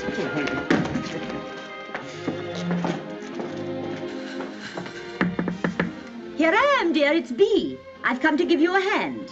Oh, please don't come in, Beatrice. I don't want anyone to see my costume. Oh. Oh, well, you won't be long, will you? Because the first people will be arriving any moment. Now, you're sure that's where that should be? Yes, madam, it's just right. Oh, isn't it exciting? Indeed it is, madam. I've always heard of the Mandalay Ball, and now I'm really going to see one.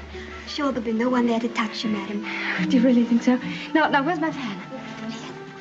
Now, you're sure I look all right? You look ever so beautiful.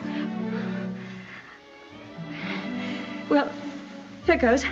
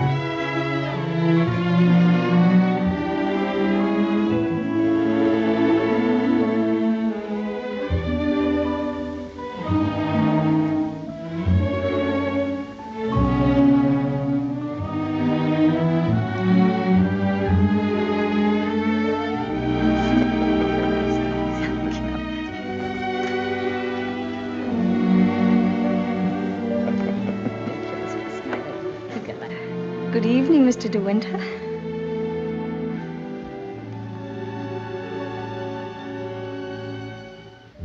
What the devil do you think you're doing? But it's the picture, the one in the gallery. What is it? What have I done? Go and take it off. Doesn't matter what you put on, anything will do. What are you standing there for? Didn't you hear what I said? Sir George and Lady Moore. Blood Lieutenant, Admiral and Lady Burbank.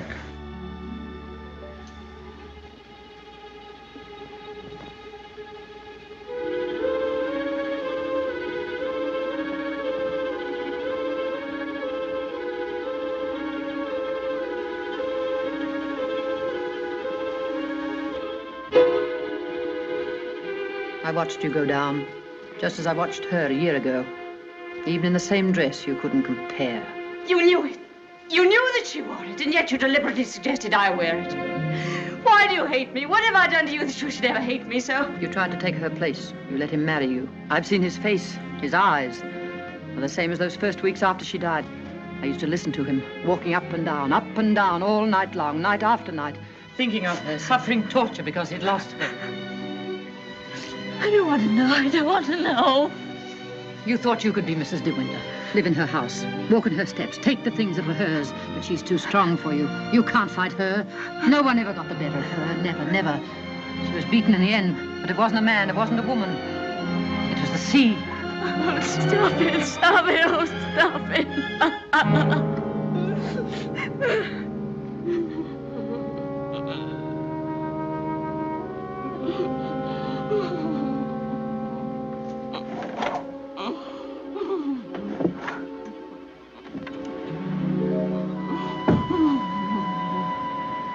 You're overwrought, madam. I've opened a window for you. A little air will do you good.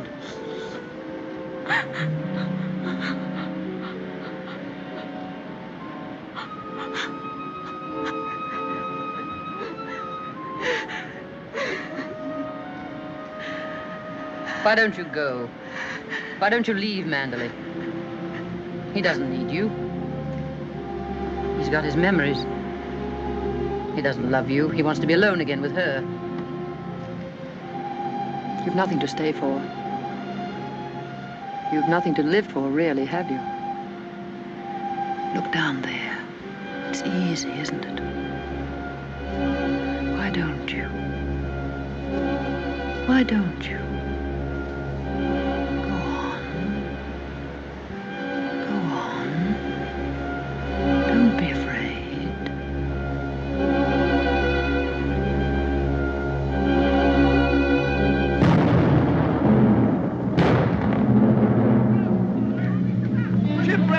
Ship on the rocks! Ship aground! Sending up talking! Shipwreck! Come on, everybody! Down to the bay! Notify the Coast Guard! She's aground! Maxim! Maxim! Ship ashore! Come on, everybody! Come on! Maxim! Maxim!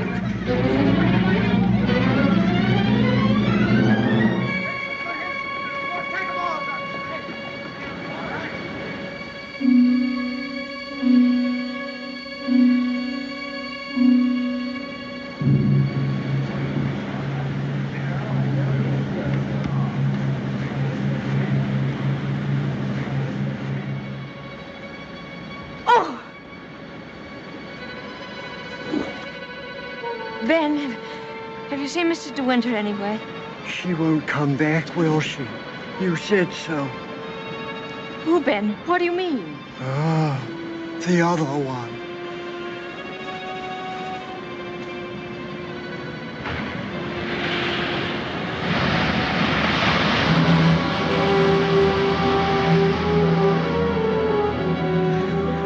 Frank, have you seen Maxim anywhere?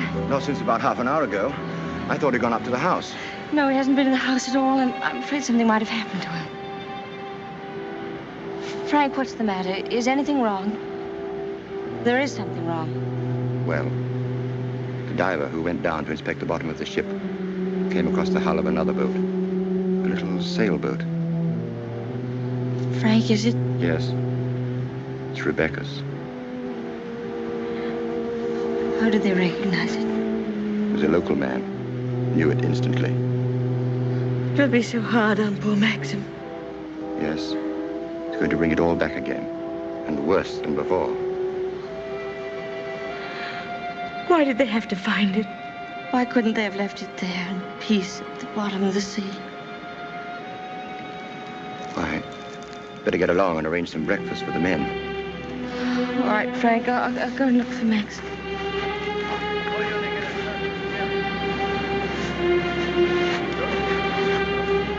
Headed for the reef. Runs out right away.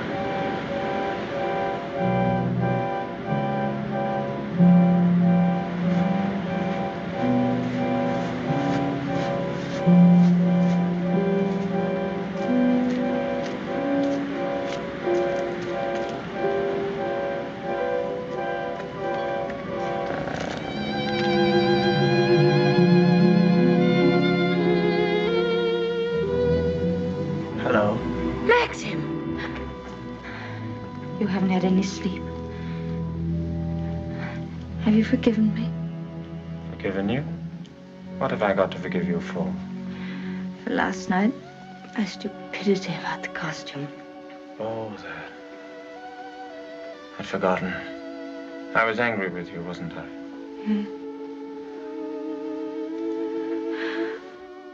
Maxim, can't we start all over again? I don't ask that you should love me. I won't ask impossible things. I'll be your friend, your companion. I'll be happy with that.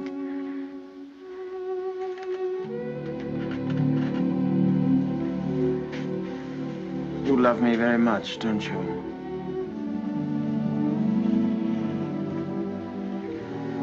But it's too late, my darling. We've lost our little chance of happiness. No, Maxim, no. Yes. It's all over now. The thing's happened. The thing I've dreaded day after day. Night after night. Maxim, what are you trying to tell me? Rebecca has won. Her shadow has been between us all the time, keeping us from one another. She knew that this would happen. What are you saying? They sent a diver down. He found another boat. Yes, I know. Frank told me. Rebecca's boat. Oh, it's terrible for you. I'm so sorry. The diver made another discovery. He broke one of the ports and looked into the cabin. There was a body in there. And she wasn't alone. There was someone sailing with her. And you have to find out who it was. That's it, isn't it, Maxim? You don't understand. There was no one with her. It's Rebecca's body lying there on the cabin floor. Oh, no. The woman that was washed up at Edgecombe. The woman that is now buried in the family crypt. That was not Rebecca. That was the body of some unknown woman. Unclaimed, belonging nowhere. I identified it, but I knew it wasn't Rebecca. It was all a lie. I knew where Rebecca's body was. Lying on that cabin floor on the bottom of the sea. How did you know, Max? Because I put it there.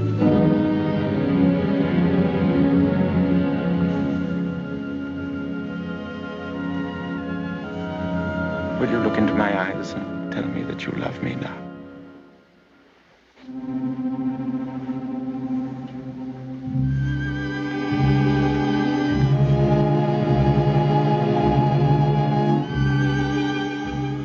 You see? I was right. It's too late.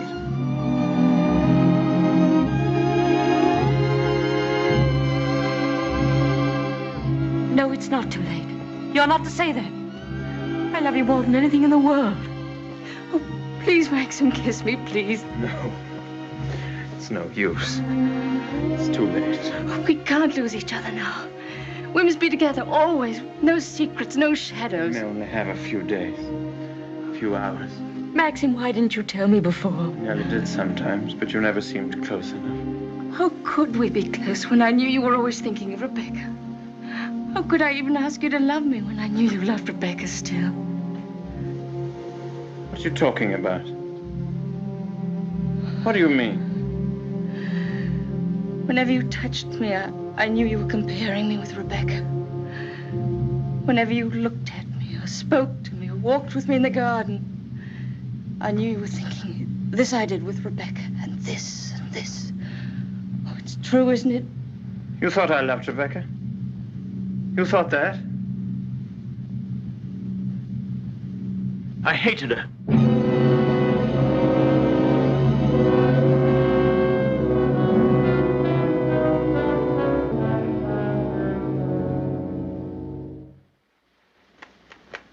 Oh, I was carried away by her. Enchanted by her, as everyone was. And when I was married, I was told I was the luckiest man in the world. She was so lovely, so accomplished, so amusing. She's got the three things that really matter in a wife, everyone said. Breeding, brains, and beauty. And I believed them completely. But I never had a moment's happiness with her. She was incapable of love, or tenderness, or decency. You didn't love her. You didn't love her. Do you remember that cliff where you first saw me in Monte Carlo? Well, I went there with Rebecca on our honeymoon. That was when I found out about her. 4 days after we were married. She stood there laughing, her black hair blowing in the wind, and told me all about herself. Everything. Things I'll never tell a living soul. I wanted to kill her. It would have been so easy. You remember the precipice? I frightened you, didn't I? You thought I was mad. Perhaps I was. Perhaps I am mad. It wouldn't make for sanity, would it? Living with the devil. I'll make a bargain with you, she said. You'd look rather foolish trying to divorce me now after 4 days of marriage. So I'll play the part of a devoted wife, mistress of your precious Mandalay. I'll make it the most famous showplace in England, if you like. It's that fellow Ben. And people will visit us and envy us and say we're the luckiest, happiest couple in the country. And why should Ben do that? Because we caught him once. What a grand joke it'll be. Peering at us through the cottage window. What a triumph. Rebecca threatened him with the asylum. That's why he was afraid to speak. But he was always hanging about. He must have seen this whole thing. I should never have accepted It's ridiculous even listening to all this. But I did. You're like a little trades union, all of you, aren't you? I was younger then, and if my guess is right, conscious of the family honor. There's a bit of malice in your soul toward me, isn't there? Family Crawley didn't have much success with Rebecca. She knew that I'd sacrifice everything rather than stand up in a divorce court and give her away. Admit that our marriage was a fraternal arm, Crawley. In a week or so. Every time she faints, in fact. Despise me, don't you? Wake up! Max, please. As I despise myself. You can't understand do what you in my yet, feelings Max? were. Can you? Oh, excuse me, gentlemen. Of course I can. Now, is there anything else? Yes. Well, you might bring Mr. De Winter a sedative. So did she, apparently. Oh, she played the game brilliantly. But after a while, she began to grow careless.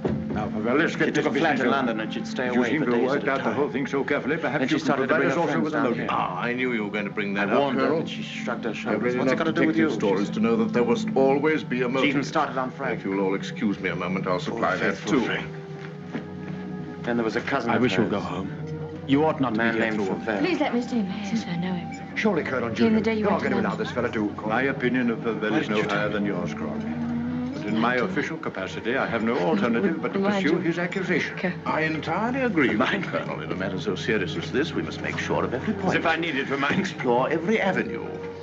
And in fact, if I may coin a phrase, leave no stone unturned. I found out about him. I warned her that if he came here again, I'd shoot the witness who will help supply the motive. Colonel Julian, Mrs. Danvers, I believe When I you know found that she'd everyone come back else. quietly Won't from you home. sit down? No offense, I thought Colonel, that but I Favell think was with I'll her. put this to Danny. She'll And I understand knew it more then easily. Danny, that I who was couldn't stand Rebecca's his life doctor? of filth and deceit any longer. Mr. De Winter always had Dr. McLean from the village. I decided No, you to come down heard. here. I said Rebecca's and have it doctor out in with both of London. I don't know anything about that. Oh, don't give me that, She was Danny. You expecting knew to drive everything the about Rebecca. Rebecca. You knew she was in love with me, didn't you?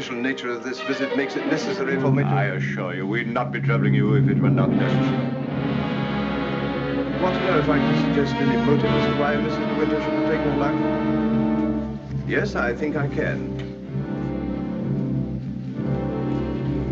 The woman who called herself Mrs. Danvers was very seriously ill.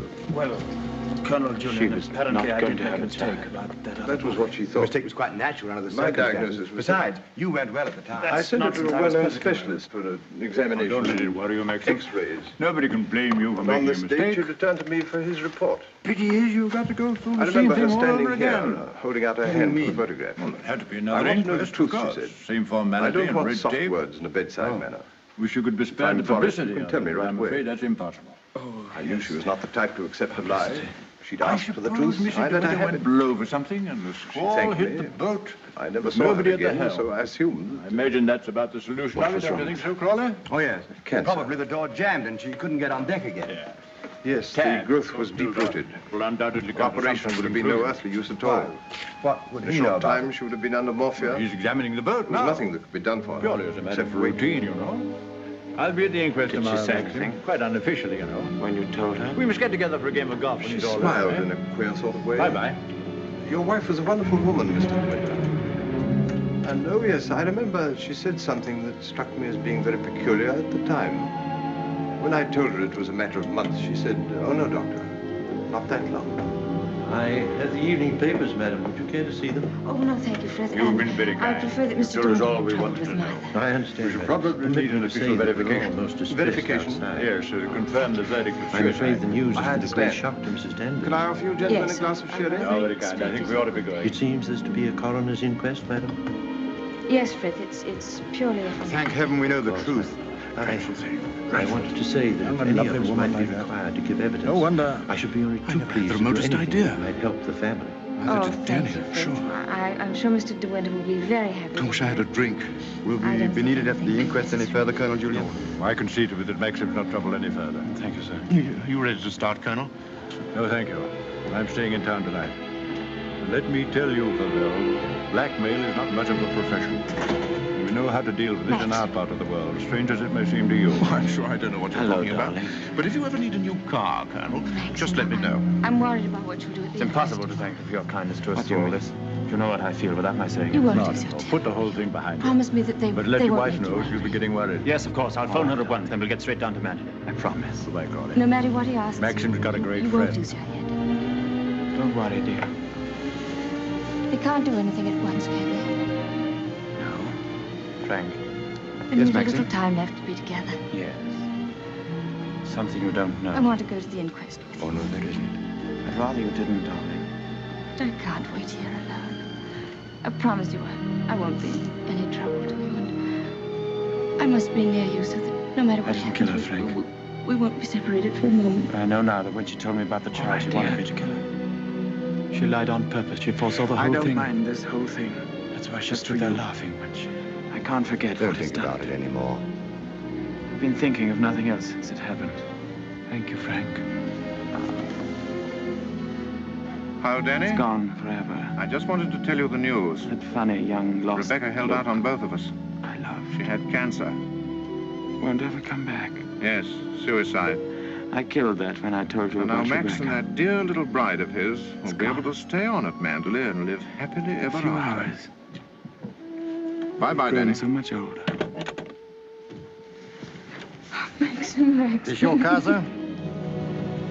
Yes? Will you be going soon? This isn't a parking place, you know. Oh, isn't it? Well, people are entitled to leave their cars outside if they want to. It's a pity some of you fellows haven't anything better to do. When you phoned, did she say she'd wait up? I asked her to go to bed, but she wouldn't hear of it. I wish I could get some more speed out of this thing. Blackjack Brady. Something worrying you, Maxim. The most important Can't get over the arrest I feeling ever something's made. wrong. It must have been about 2 years ago now. Of course, there was no doubt about it. He was hung a month after I caught him. Oh, wait a minute. They've got old Balmy Ben up now. You remember the late Mrs. De Winter, don't you? She's gone. Yes, we know that. She went in the sea. The sea got her. That's right, that's right. Now, we want you to tell us whether you were on the shore that last night she went sailing. Eh? Were you on the shore that last night she went out when she didn't come back? I didn't see nothing. I don't want to go to the asylum. Them poor folks there. Now, nobody's going to send you to the asylum. All we want you to do is to tell us what you saw. Come. Did you see Mrs. De Winter get into her boat that last night? Frank, what's the matter? Why did we stop? What's the time? I don't want to go Clock's to wrong. your side. Must be 3 or 4. Why? That can't be the dawn breaking over there. Very well, you may go. In the winter that you see the northern You may lights. go now. That's not the northern lights. Mr. Tabb. That's Step Mandalay. forward, please.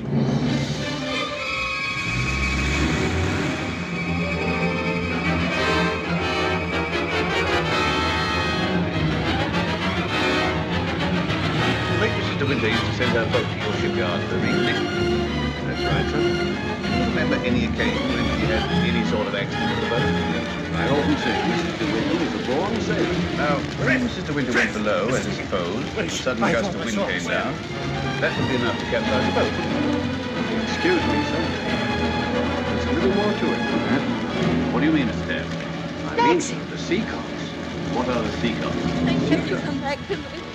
Are you all right, The darling? sea cocks are the valve to drain out the boat. Mrs. Davis. They're always kept She's tight gone mad. closed when She you're said she'd afloat. rather destroy Mandalay than see us happy here. Yesterday, when I examined that boat, I found they'd been open. That's what flooded the boat and sunk it. That boat never capsized at all. I know it's a terrible thing to say, sir. In my opinion, she was scuttled.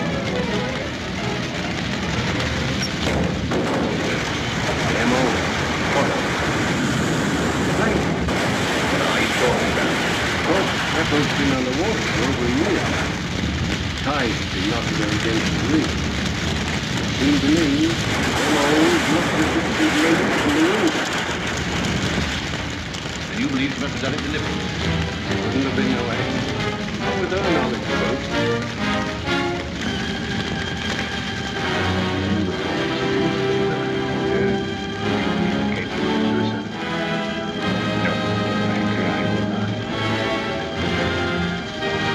Stand down. Mr. Winter, please.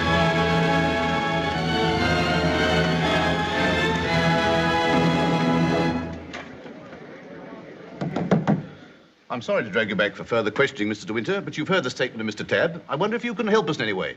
I'm afraid not. Can you think of any reason why there should be holes in the planking of the late Mrs. De Winter's boat? Well, of course I can't think of any reason. Has anyone ever discussed these holes with you before? Well, since the boat has been at the bottom of the ocean, I scarcely think that likely. Mr. De Winter, I want you to believe we all feel very deeply for you in this matter, but you must remember that I don't conduct this inquiry for my own amusement. That's rather obvious, isn't it? I hope that it is. Well, since Mrs. De Winter went sailing alone, are we to believe that she drove those holes herself? Well, you may believe what you like. Can you enlighten us as to why Mrs. De Winter should have wanted to end her own life? I know of no reason whatever. Mr. De Winter, however painful it may be, I have to ask you a very personal question. Were relations between you and the late Mrs. De Winter perfectly happy? Were relations between you and the late Mrs. De Winter perfectly happy? I won't stand this any longer, and you might as well know now. My wife, split. We'll adjourn till after lunch. Mr. De Winter, I presume you'll be available for us then? I told you should have had some breakfast. You're hungry, that's what's the matter with you.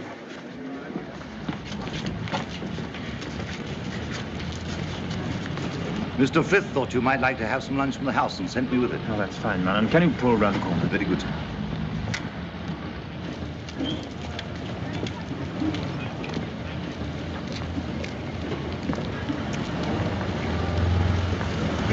Awfully foolish to have me fainting like that. Nonsense. If you hadn't fainted like that, I'd have really lost my temper. Darling, please be careful.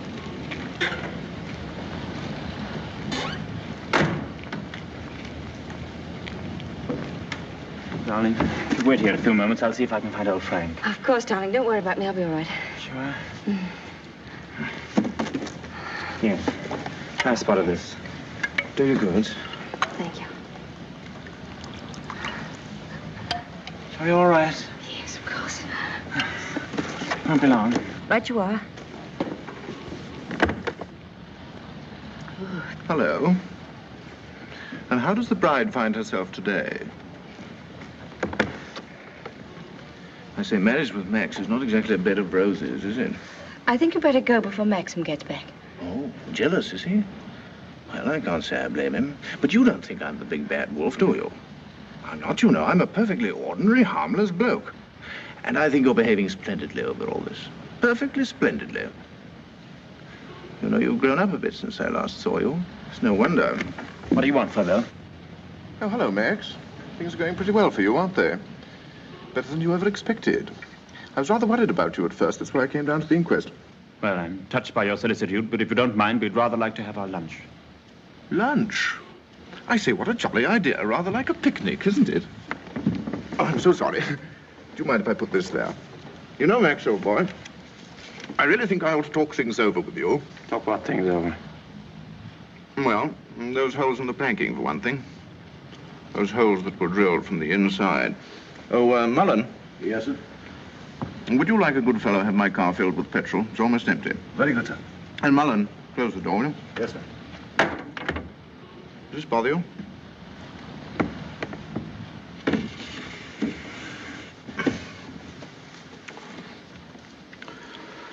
You know, boy, I have a strong feeling that before the day is out, somebody's going to make use of that rather expressive, though somewhat old-fashioned term, foul play. Am I boring you with all this? No? Good. Well, you see, Max, I find myself in a rather awkward position. You've only got to read this note to understand. It's from Rebecca. And what's more, she had the foresight to put a date on it. She wrote it to me the day she died. Incidentally, I was out on a party on that night, so I didn't get it until the next day. And what makes you think that note would interest me? Oh, I'm not going to bother you with the contents now, but I can assure you that it is not the note of a woman who intends to drown herself that same night. By the way, what do you do with old bones? Bury them, eh, what? However, for the time being... You know, Max, I'm getting awfully fed up with my job as a motor car salesman. I don't know if you've ever experienced the feeling of driving an expensive motor car that isn't your own, but it can be very, very exasperating. You know what I mean. You want to own the car yourself. I've often wondered what it'd be like to retire to the country, have a nice little place with a few acres of shooting. I've never figured out what it'd cost a year, but I'd like to talk about it with you. I'd like to have your advice on how to live comfortably without hard work. Hello, Flavel. Are you looking for me, Maxim? Yes. Mr. Flavel and I have a little business transaction on hand. I think we had better conduct it over at the inn. They may have a private room there. Well, see you later. Find Colonel Julian. Tell him I want to see him immediately. Come on, Flavel, let's go.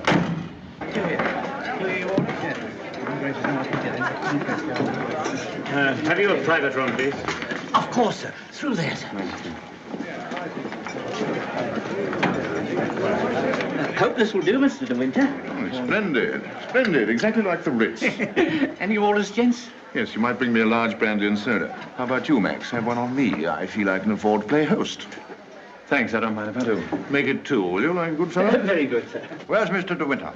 Through the other door, sir. Colonel Julian, this is Mr. Flavel. Oh, I know Colonel Julian. We're old friends, aren't we? Since you're old friends, I assume you also know he's head of the police here. I think he might be interested to hear your proposition. Go on, tell him all about it. I don't know what you mean. I merely said I hope to give up selling cars and retire into the country. Actually, he offered to withhold a vital piece of evidence from the inquest if I made it worth his while. I only want to see justice done, Colonel. Now, that boat builder's evidence suggested certain possible theories concerning Rebecca's death. One of them, of course, is suicide. Now, I have a little note here which I consider puts that possibility quite out of court. Read it, Colonel.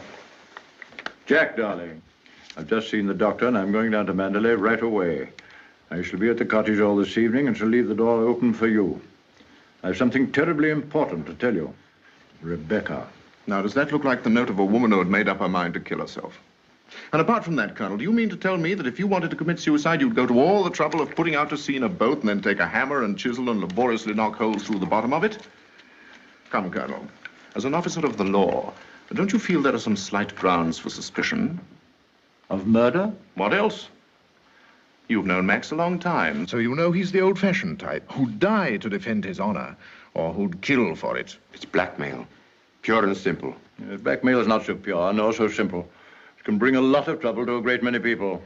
And the blackmailer sometimes finds himself in jail at the end of it. Oh, I see. You're going to hold De Winter's hand through all this. Just because he's the big noise around here, and he's actually permitted you to dine with him. Be careful, Favell. You brought an accusation of murder. I think he might be interested to hear your proposition. Go on, tell him all about it. I don't know what you mean. I mean, is that I hope to give up selling cars and retire into the country. Actually, he offered to withhold a vital piece of evidence from the inquest if I made it worth his while. I only want to see justice done, Colonel. Now, that boat builder's evidence suggested certain possible theories concerning Rebecca's death. One of them, of course, is suicide. Now, I have a little note here which I consider puts that possibility quite out of court. Read it, Colonel. Jack, darling, I've just seen the doctor, and I'm going down to Mandalay right away. I shall be at the cottage all this evening and shall leave the door open for you. I have something terribly important to tell you. Rebecca. Now, does that look like the note of a woman who had made up her mind to kill herself? And apart from that, Colonel, do you mean to tell me that if you wanted to commit suicide, you'd go to all the trouble of putting out to sea in a boat and then take a hammer and chisel and laboriously knock holes through the bottom of it? Come, Colonel, as an officer of the law, don't you feel there are some slight grounds for suspicion? Of murder? What else? You've known Max a long time, so you know he's the old-fashioned type, who'd die to defend his honor, or who'd kill for it. It's blackmail. Pure and simple. Blackmail is not so pure, nor so simple. It can bring a lot of trouble to a great many people. And the blackmailer sometimes finds himself in jail at the end of it. Oh, I see. You're going to hold De Winter's hand through all this. Just because he's the big noise around here, and he's actually permitted you to dine with him. Be careful, Favell. You brought an accusation of murder. Have you any witnesses? Oh, I do have a witness. Oh. It's that fellow Ben. That stupid coroner hadn't been as much of a snob as you are. He'd have seen that halfwit was hiding something. And why should Ben do that? Because we caught him once, Rebecca and I, peering at us through the cottage window. Rebecca threatened him with the asylum. That's why he was afraid to speak. But he was always hanging about. He must have seen this whole thing. It's ridiculous even listening to all this. You're like a little trades union, all of you, aren't you? And if my guess is right, Crawley, there's a bit of malice in your soul toward me, isn't there? Crawley didn't have much success with Rebecca. But he ought to have more luck this time. And the bride will be grateful for your fraternal arm, Crawley, in a week or so. Every time she faints, in fact. De Winter! Maxim, please. That temper of yours will do you in yet, Max. Oh, excuse me, gentlemen. Now, is there anything else? Yes. You might bring Mr. De Winter a sedative. No, nothing at all. Just leave us. Very good. Now, Favell, let's get this business over. As you seem to have worked out the whole thing so carefully, perhaps you can provide us also with a motive. I knew you were going to bring that up, Colonel. I've read enough detective stories to know that there must always be a motive. And if you'll all excuse me a moment, I'll supply that too. I wish you'd go home. You ought not to be here through all this. Please let me stay, Maxim. Surely, Colonel Julian, you're not going to allow this fellow to... My opinion of Favell is no higher than yours, Crawley. But in my official capacity, I have no alternative but to pursue his accusation. I entirely agree with you, Colonel. In a matter so serious as this, we must make sure of every point, explore every avenue. And, in fact, if I may coin a phrase, leave no stone unturned. Here she is, the missing link, the witness who will help supply the motive. Colonel Julian, Mrs. Danvers, I believe you know everyone else. Won't you sit down? No offense, Colonel, but I think I'll put this to Danny. She'll understand it more easily. Danny, who was Rebecca's doctor? Mr. De Winter always had Dr. McLean from the village. Now, you heard. I said Rebecca's doctor in London. I don't know anything about that. Oh, don't give me that, Danny. You knew everything about Rebecca. You knew she was in love with me, didn't you? Surely you haven't forgotten the good times she and I used to have down at the cottage on the beach.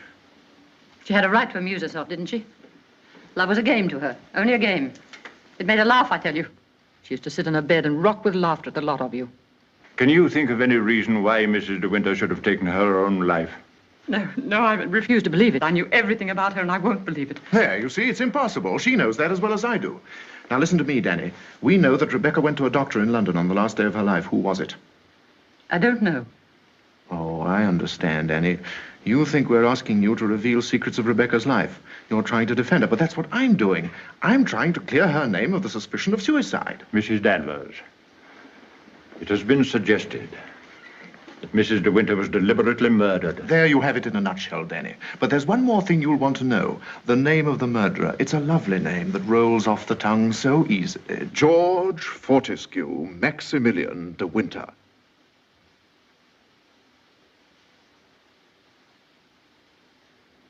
was a doctor. Mrs. De Winter sometimes went to him privately. She used to go to him even before she was married. We don't want reminiscences, Danny. What was his name?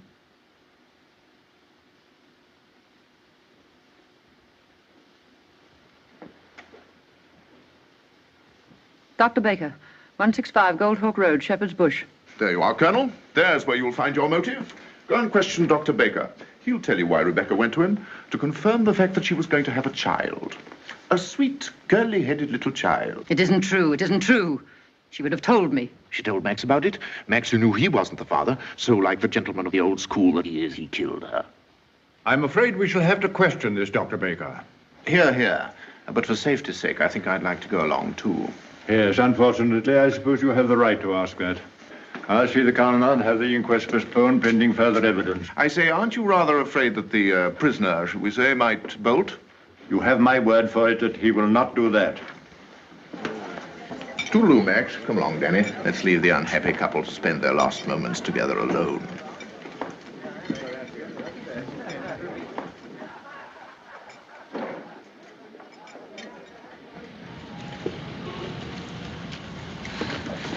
Are you sure you don't want me to go with you, Max? No, darling, it'll be very tiring for you. I'll be back the very first thing in the morning, and I won't even stop to sleep. I'll be waiting for you.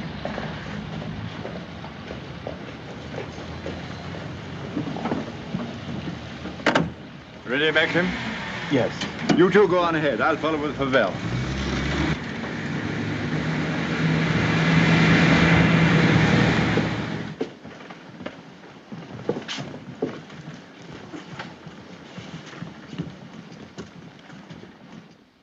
Dr. Baker, you may have seen Mr. De Winter's name in the papers recently. Oh, yes, yes, in connection with the body that was found in a boat. My wife was reading all about it. A very sad case. My condolences. No, this is going to take hours. Let me... Don't bother, Pavel. I think I can tell Dr. Baker. We're trying to discover certain facts concerning the late Mrs. De Winter's activities on the day of her death. October the 12th last year. And I want you to tell me, if you can, if anyone of that name paid you a visit on that date. I'm awfully sorry. I'm afraid I can't help you. I should have remembered the name De Winter. I've never attended a Mrs. De Winter in my life. Well, how can you possibly tell all your patients' names? I can look it up in my engagement diary, if you like. Did you say the 12th of October? Yes. Here we are. No. No De Winter. Are you sure? Well, here are all the appointments for that day. Ross, Campbell, Stedall, Perino, Danvers, Danny? What the devil? Would you read that name again? Did you say Danvers? Yes, I have a Mrs. Danvers for 3 o'clock. What did she look like? Can you remember? Yes, I remember her quite well. She was a very beautiful woman. Tall, dark, exquisitely dressed. Rebecca. The lady must have used an assumed name. Is that so? This is a surprise. I'd known her a long time. What was the matter with her? My dear sir, there are certain ethics. Could you supply a reason, Dr. Baker, for Mrs. De Winter's suicide? For her murder, you mean? She was going to have a kid, wasn't she? Come on, out with it. Tell me, what else would a woman of her class be doing in a dump like this? I take it the official nature of this visit makes it necessary for me to... I assure you, we'd not be troubling you if it were not necessary. You want to know if I can suggest any motive as to why Mrs. De Winter should have taken her life? Yes, I think I can. The woman who called herself Mrs. Danvers was very seriously ill. She was not going to have a child. Well, that was what she thought. My diagnosis was different. I sent her to a well-known specialist for an examination and x-rays. And on this date, she returned to me for his report. I remember her standing here, holding out her hand for the photograph. I want to know the truth, she said. I don't want soft words in a bedside manner. If I'm for it, you can tell me right away. I knew she was not the type to accept a lie. She'd asked for the truth. I let her have it. She thanked me. I never saw her again, so I assumed that... What was wrong with her? Cancer. Yes, the growth was deep-rooted. An operation would have been no earthly use at all. In a short time, she would have been under morphia. There was nothing that could be done for her, except wait. Did she say anything when you told her? She smiled in a queer sort of way. Your wife was a wonderful woman, Mr. De Winter. And, oh, yes, I remember she said something that struck me as being very peculiar at the time. When I told her it was a matter of months, she said, "Oh, no, Doctor, not that long." You've been very kind. You've told us all we wanted to know. We should probably need an official verification. Verification? Yes, to confirm the verdict of suicide. I understand. Can I offer you gentlemen a glass of sherry? Oh, very kind. I think we ought to be going. Thank heaven we know the truth. Dreadful thing. Dreadful. A young and lovely woman like that. No wonder. I never had the remotest idea. Neither did Danny, I'm sure. I wish I had a drink. Will we be needed at the inquest any further, Colonel Julian? No, I can see to it that Maxim's not troubled any further. Thank you, sir. You ready to start, Colonel? No, thank you. I'm staying in town tonight. And let me tell you, Pavel, blackmail is not much of a profession. We know how to deal with it in our part of the world, strange as it may seem to you. Oh, I'm sure I don't know what you're talking about. But if you ever need a new car, Colonel, just let me know. It's impossible to thank you for your kindness to us through all this. You know what I feel without my saying anything. Not at all. Put the whole thing behind you. But let your wife know she'll be getting worried. Yes, of course. I'll phone her at once, then we'll get straight down to Mandalay. Goodbye, Crawley. Maxim's got a great friend.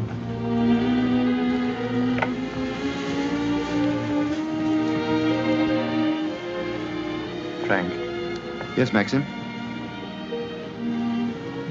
Something you don't know. Oh, no, there isn't.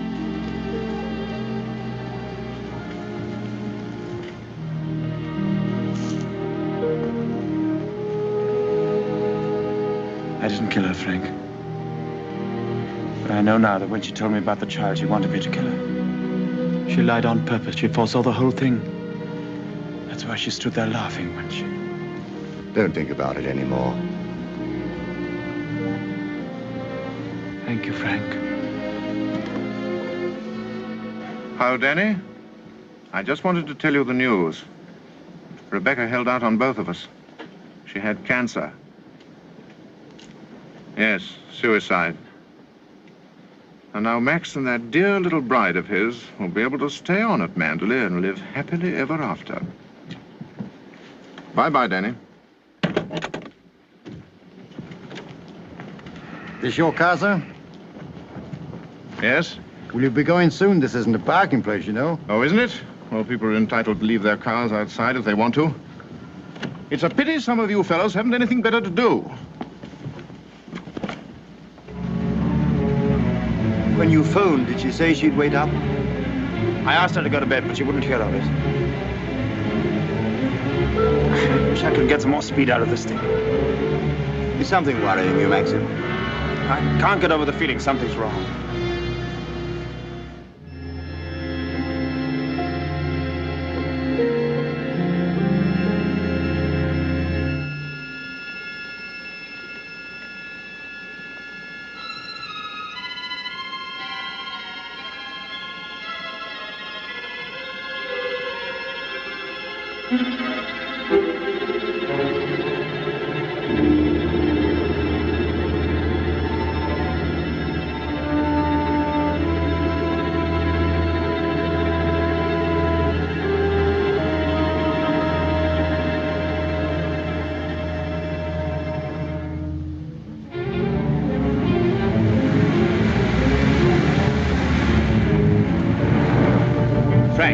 What's the matter? Why did we stop? What's the time?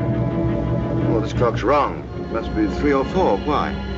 That can't be the dawn breaking over there. It's in the winter that you see the northern lights, isn't it?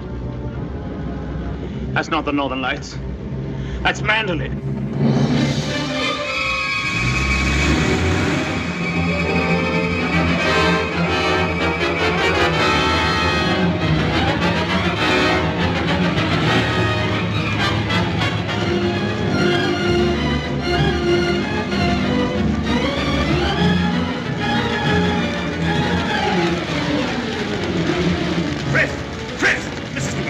Where is she? I thought I saw her. Where?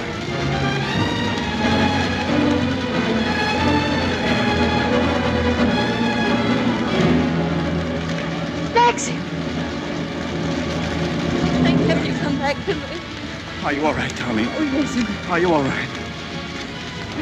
Mrs. Danvers. She's gone mad. She said she'd rather destroy Mandalay than see us happy here. Look! The West Wing!